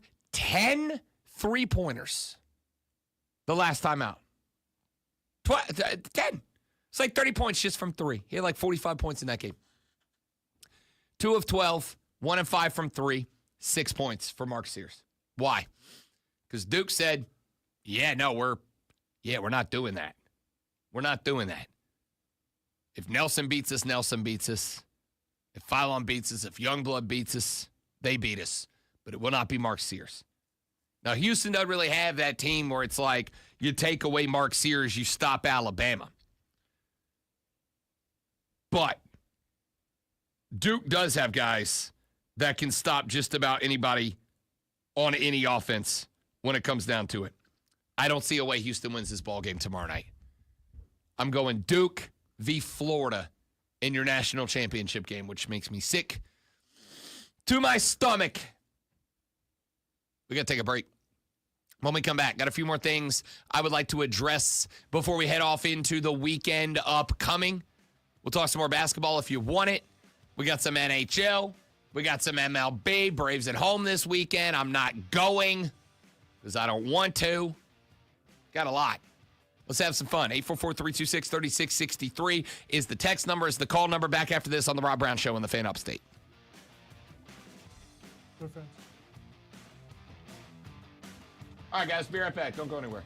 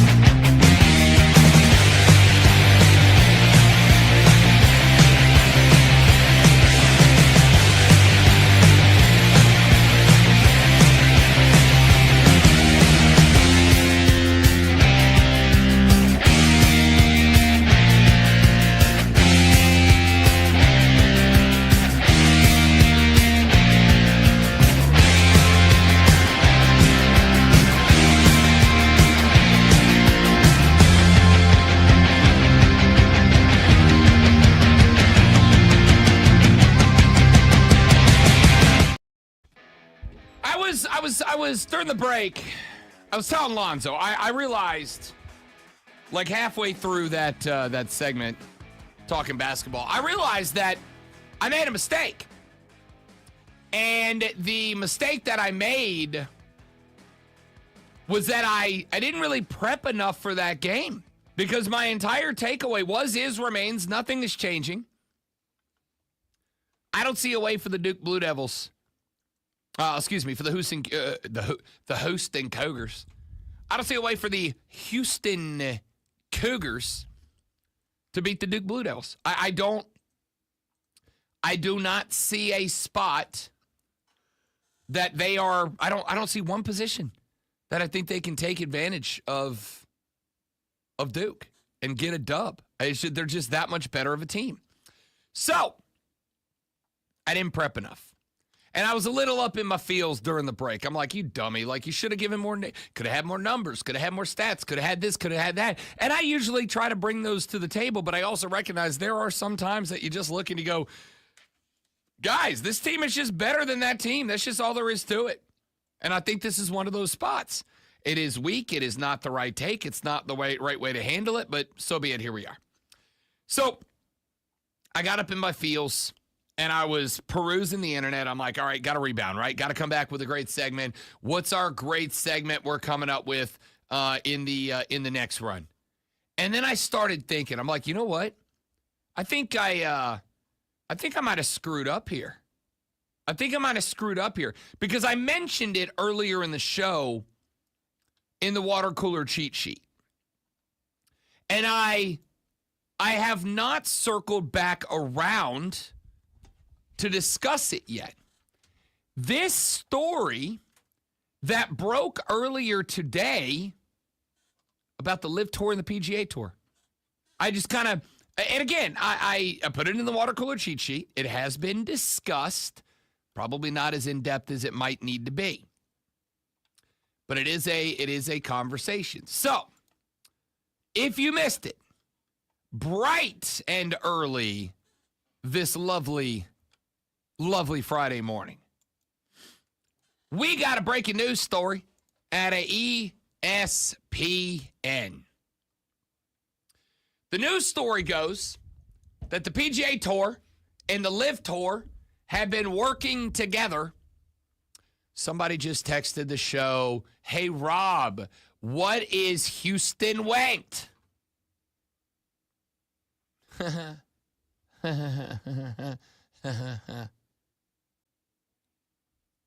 The PGA Tour and the LIV Tour have been negotiating to try to find some sort of compromise. The LIV Tour wants to exist and be. That was just with my hand. Yeah, but you hilariously. I'm surprised you didn't hurt yourself. I did a little bit. The LIV Tour just wants to exist and continue to whitewash the actions of Saudi Arabia's government.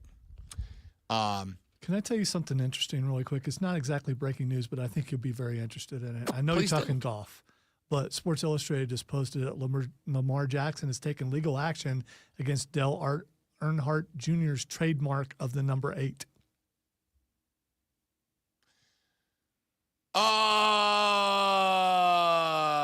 You're right. I do find that interesting. I do. First and foremost, that's Archie Manning's number, so y'all can both sit the hell down. That's Archie's number, all right? And we all know it's Archie's number. That's interesting. That's it. The number 8, because of my thought would be the NASCAR guys don't get to trademark just the number, but like all right, the design, months right? after filing a challenge to former Dallas Cowboys quarterback Troy Aikman's trademark application I remember for that the one. word 8, he has made a similar legal move over to NASCAR great Dale Earnhardt Jr.'s trademark of the number 8. Yeah. Which a notice of opposition was posted. Any lawyer bros out there that know what number law is? Like what's a notice of opposition? What's number law? I'm assuming to the trademark, right? Like I oppose to this trademark. Lamar's going to say you can't just. Seriously, interesting thing. If he wins this. Okay. Doesn't that open up to just everybody who wears number 8 to advertise number 8? Right. Earnhardt Jr.'s registration could falsely imply a connection between the two athletes and infringe on his established rights. Jackson's filing argument. Yeah, I got to tell you, I can't think of two more guys that are more confusing in terms of image and similarity than Lamar and Dale Jr. Two guys, I mean, I could see if those two guys walked in a bar together, you'd be like, now which one of them fellers is the NASCAR driver? All right. I actually am. You're right. You were right. You know me. I am actually very intrigued by that. No, I mean, because this could open up a door, much like the much made fun of copyright of thee. This is another one of those things. And if you're known by a number and other people are known by that number, how can they copyright that number? I don't know. I got no clue. I got no idea. Will this go up as far as the Supreme Court? Will we end up with the Supreme Court ruling over this? They're busy.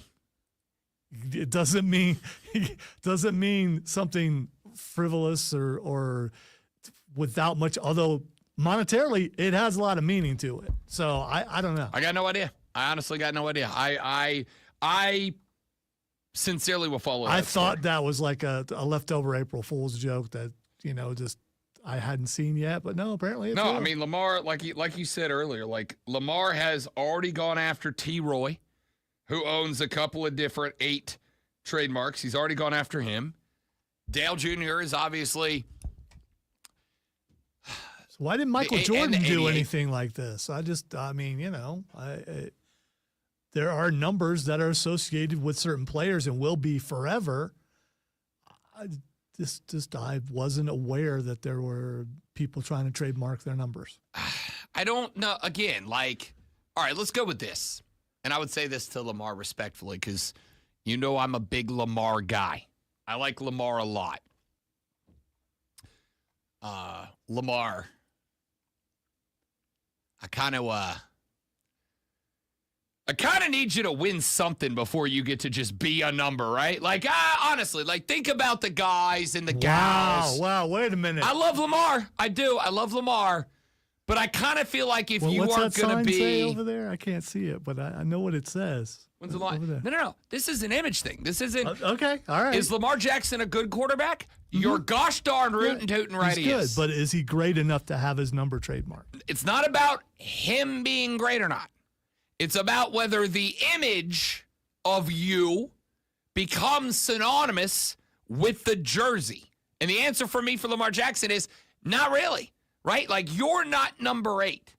You are a number 8, but you have not transcended to the level that when I see 8, I say, and for the record, James says Dell Jr. never won anything either. Aikman did, though. He won the genetics lottery. Aikman won a couple Super Bowls. So, I would say, if you were to say, if I said the number 23, I'm a big LeBron guy. If I say 23, that's Mike's. Okay? Even though Bron wears it, that's Mike's number. I love LeBron. That's Mike's number. There are just some numbers that you're. So they were having a conversation earlier about Joe Milton, who got sent by to the Cowboys. We talked about him earlier in the show because I actually really like Joe Milton. He wears number 19, and the guys on the show yesterday night were talking about how 19's not a sexy quarterback number, right? And they're like, "Can you think of a 19?" I was like, "Yeah, Johnny Unitas. Johnny U wore 19. That's the first guy for me.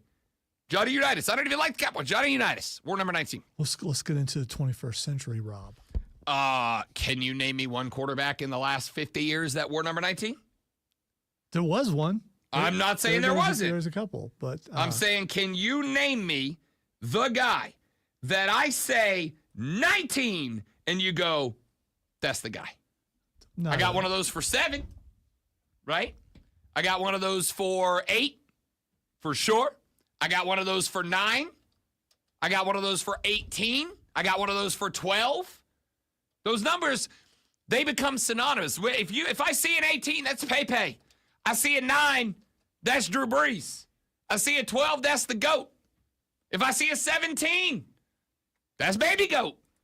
I know the guys, the numbers. Lamar, who again I love, I don't know, but I do love.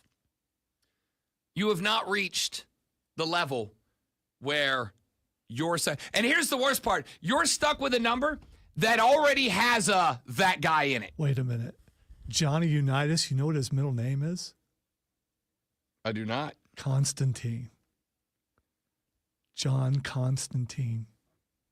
That's pretty dumb. I wonder if that's where they got the idea for that. Maybe they could have. The guy who came up with that character was a big Johnny U fan. The problem Lamar Jackson has in this spot, I'm coming back to the golf thing next segment because it is interesting to me too, but so is this. The problem that Lamar Jackson has is not just that he has not done anything that transcends him to the number 8. The problem is that there are already not just a guy. Didn't Steve Young wear 8? Yep. There are multiple guys. He also won Super Bowls. Yeah. Not only are you not the 8, there are multiple guys who were number 8 that you will have to get into their conversation to become that. And right now, you ain't there. Drew Brees is number 9. Peyton Manning's number 18. Tom Brady's number 12. Patrick Mahomes is 17. You all got you know the numbers. Bobby Hebert is my number 3. We all know the guys that rock the numbers. LeBron, 23. Mike, 23. I would even say it's Mike's 23 and LeBron wears it. Kobe's 24/8. Whatever. Is Mike also, 45? Yeah, nobody counts that. Okay, all right. That was poof. But I like Lamar quite a bit. Lamar, my dude, my guy, my buddy, my pal, my amigo, you got a long way to go. Long way to go, pal, before you are the number 8. I hope you get there. I love Lamar. I hope he wins 4 Super Bowls and he gets to be number 8. But he ain't there yet. All right, I'm going to finish up this golf thing when we come back, and we are going to wrap up the Rob Brown Show in the Fan Upstate.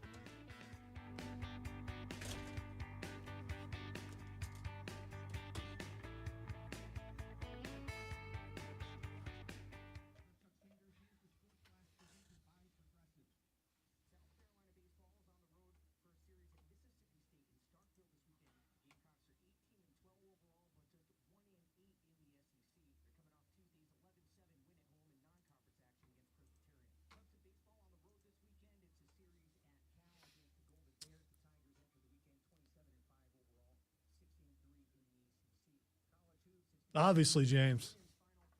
Who could forget Jeff Stetler? That's a name I've not heard in a long time.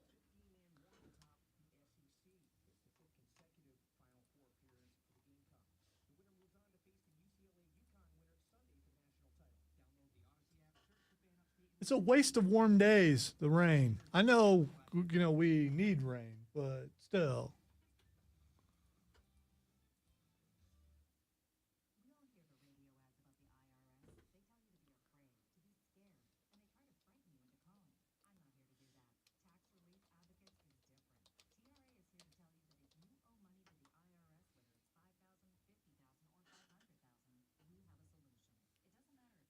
Can we just start wearing that number a bunch and then so he can sue us?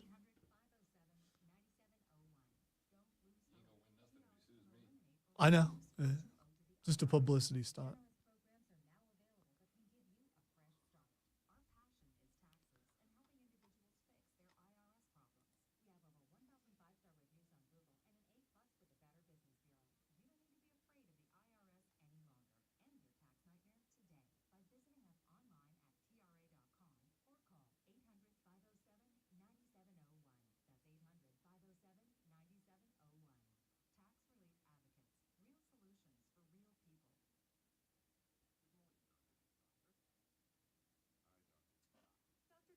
Doctor?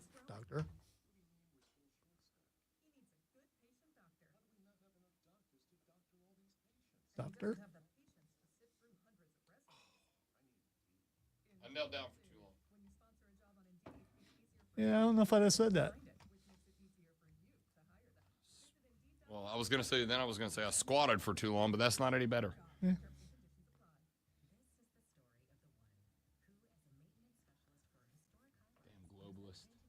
I stretched too far. Yeah. That's what, yeah.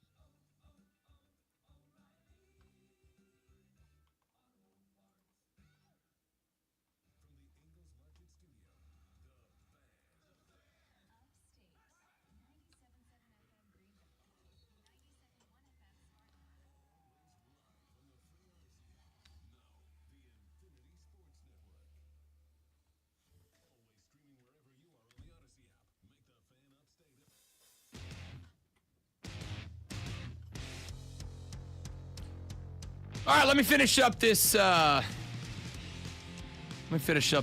on the PGA Tour Live Tour story. Yeah, you can take a nap if you want. I'll understand, Lonzo. We got reports earlier this morning from ESPN that an offer had been made from the Live Tour to the PGA Tour.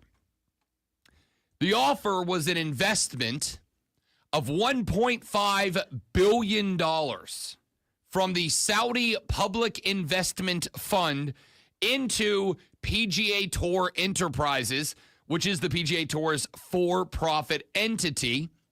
The caveat of that offer from the Saudi PIF was that the Live Tour would invest $1.5 billion into the PGA Tour. And in return, they would be... How many zeros is that? So 9.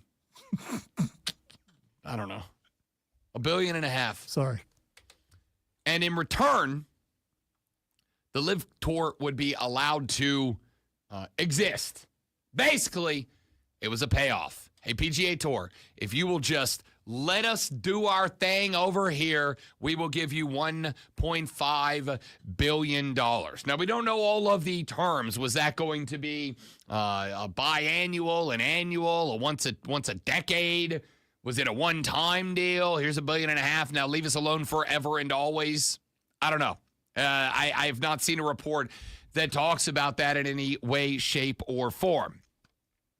What we do know is that Live Golf has been around since 2022, and nobody's watching it. People are going to it. People are buying tickets. People are going to the events because the events are an occasion. But I also think people have been going to it because it is new, it is different, it is fun, it was exciting.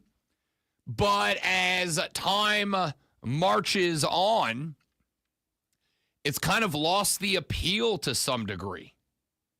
As time marches on, it's kind of fallen off a little bit. So the PIF effectively, as the PGA Tour and the Live Tour were negotiating, what apparently happened is that the Live Golf League, continuing in its present form, was a non-starter in their negotiations. Remember, about 2 weeks ago, Tiger Woods, Jay Monahan, and a handful of other representatives from the PGA Tour joined representatives of the Saudi PIF and the Live Tour in the Oval Office with President Donald Trump. Trump was serving as a negotiator between the two parties. He was unable to mediate them to an agreement. Now we kind of have an idea why. Effectively, according to ESPN, Live Tour wanted to say, here's $1.5 billion, leave us the hell alone, right? Let us do our thing. Y'all do y'all thing. We'll send over the Live boys for the Masters. We'll send them over for the TPC. We'll send them over for the majors. We'll send them over for the major tournaments. But you let us do our thing the rest of the time. And apparently the PGA Tour said no. According to the report, the PGA Tour has tried to offer solutions to the PIF that would include some sort of iteration of Live Golf in future schedules, such as having team competitions at international venues in the fall. Jay Monahan said at last month's Players Championship, quote, "We will not do so in any way that diminishes the strength of our platform or the very real momentum we have with our fans and our partners. So while we've removed some hurdles, others remain. But like our fans, we still share the same sense of urgency to get a resolution." After that negotiation, apparently, which, by the way, all of these negotiations kicked off around February 4th. That is the date that Monahan, Woods, the head of the PIF, and Adam Scott, PGA Tour player director, all met with Donald Trump. Trump told reporters on Air Force One yesterday that he hopes the competing tours can reach a deal as he was fine, which is unsurprising. And I'm going to say this. Politics, sports, we keep them separate, but there is the Venn diagram circle. Donald Trump has a heavy business investment in this because there are Live Tour events that take place at Trump National Doral, which he owns, at the Trump course in, Scotland. He owns a course there, and they play there. So I don't know that Donald Trump's the best negotiator in this case, but I guess he is. He's obviously got connections in the golf world. He's got connections in both the PGA and the Live Tour side. But he's got a heavy business investment, and I mean, it is what it is. Donald Trump cares about money a lot. So I don't know if he's the best negotiator there. Doesn't matter. They didn't get it done. This is interesting to me. According to ESPN, published reports in the Saudi PIF indicate that by the end of this year, the Public Investment Fund will have injected $5 billion into Live Golf. No one is watching it. Brooks Koepka is on the Live Tour, former Florida State guy. He said yesterday when being asked about all this that he hoped the breakaway circuit would, quote, be further along by now, end quote. It's not. Bryson DeChambeau, Dustin Johnson, John Rahm, Cam Smith, all amongst the high-named players, high-profile players that left to move over. And guess what? They're all suspended from the PGA Tour, meaning that if they want to come back, they're going to have to meet certain conditions from the PGA to get that suspension lifted.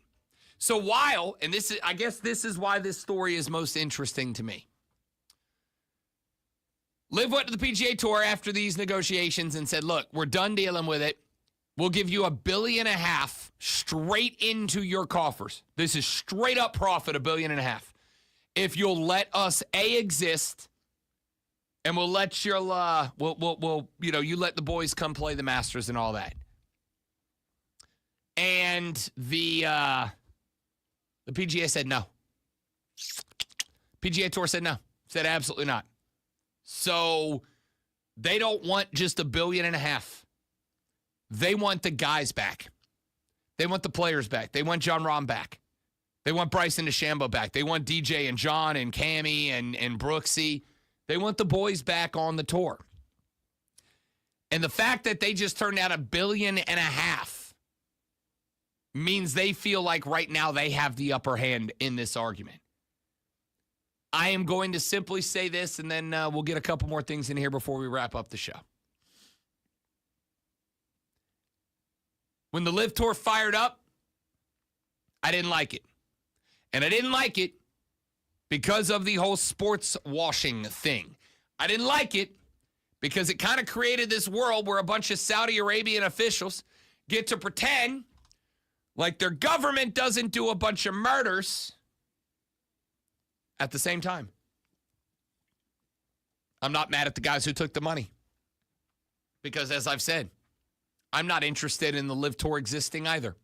I'm not interested in the Live Tour carrying on. I hope the Live Tour goes away. And if they call me tomorrow and offer me $1 million a year to fly out and do every golf game, every golf match, every golf event for $1 million a year, I'll see y'all on TV or on the CW or whatever, because I'd have to take it. The fact that the PGA Tour said no to $1.5 billion going straight into the profit margin and did so at that point tells me the Live Tour is in trouble. Tells me the Live Tour is in trouble. Financial records filed by Live. I just read this part, actually. Filed by Live Golf's United Kingdoms-based company, which operates its tournaments outside the U.S., indicated it in nearly $400 million in operating losses in 2023. That's why they're coming off the $500 million. Because if that number is consistent, they have lost $500 million since 2023. That's ridiculous. That's a lot. I don't know, man. I hope the Live Tour goes away. I really do. I just want the golf tours. I want the PGA Tour back. I want the best players.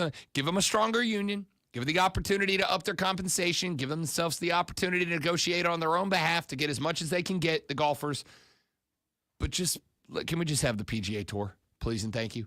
Let's just end this. Let's end the charade. All right, parting thoughts before we get out of here, Lonzo. I'm going to go with Florida over Auburn. I'm going to go Duke over Houston for a Florida-Duke national championship game. Well, I have Duke winning the whole thing. I don't care who wins the other matchup, but I'm going to go with Auburn just so you have to come in and go, man, I should have went with the team I picked in the first place. Well, I mean, if Auburn wins, I'm just going to go, hey, look at my bracket. I told you guys. Told you. Nailed it. I know ball. Look at my bracket. It says so right there. Picked Auburn the whole time. Never questioned it. I just want Diesel and Cole to lose. So, I mean, yeah. That's fair.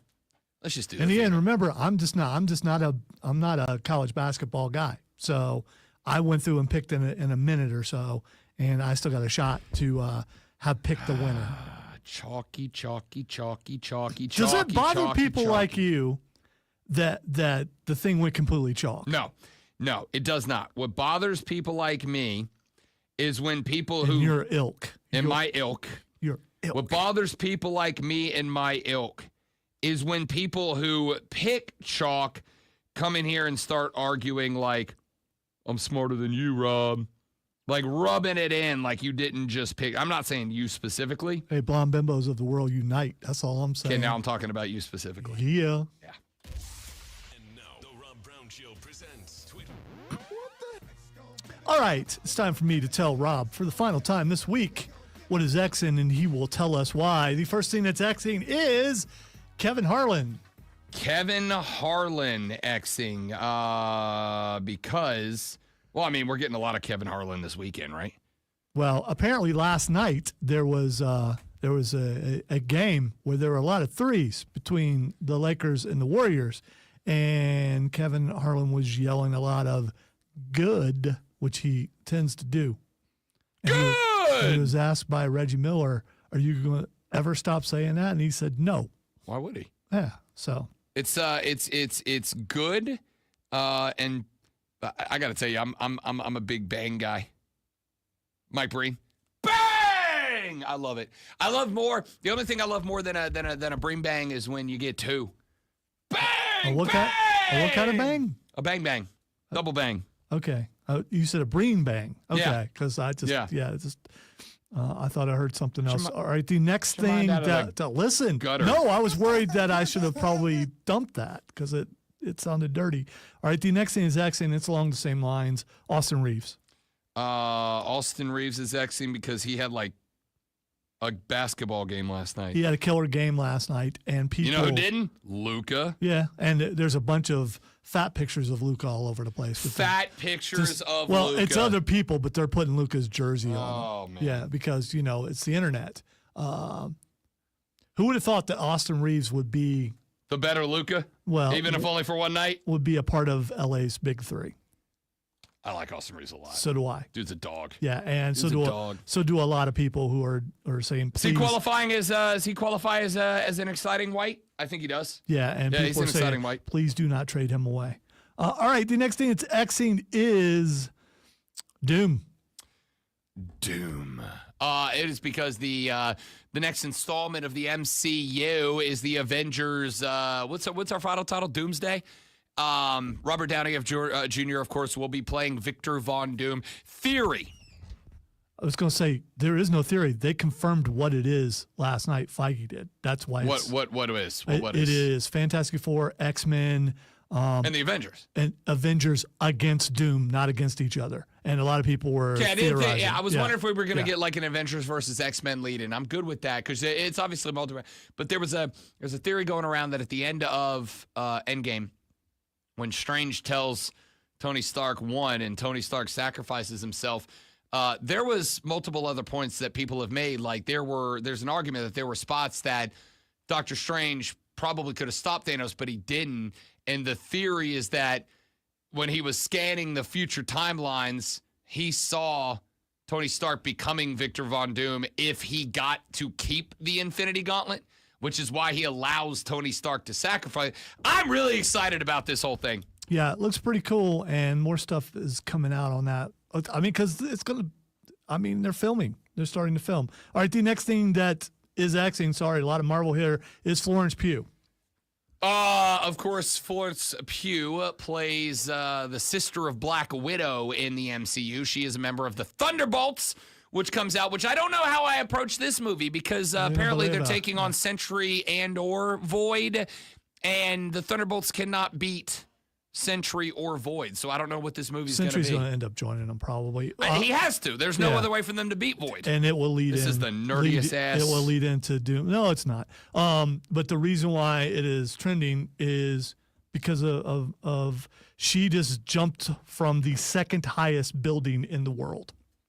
Like as a stunt. Like IRL? No, as a stunt in the movie.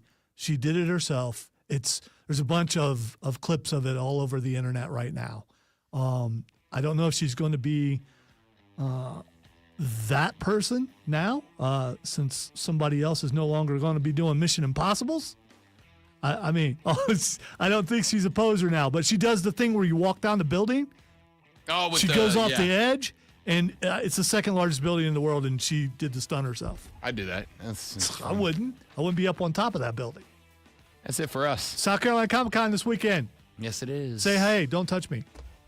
Lonzo, a big old hug. He loves a bear hug, like that kind of hug, that kind of hug that you hang on to it so your soul's bond. No deacon hugs. He's talking about deacon hug. I don't need. I'm talking about the full-on chest to chest. Let your heartbeats feel each other for 3 to 6 minutes. No. Thanks for being here, guys. Have a great rest of your day. Enjoy your weekend. Don't drink and drive. I'll punch you in the face. For Lonzo, I'm Rob. See you back here Monday on the Rob Brown Show in the Fan Upstate. All right, guys. Out of here real quick today. Got stuff to do. I appreciate you being here. Have a lovely day. Enjoy your weekend.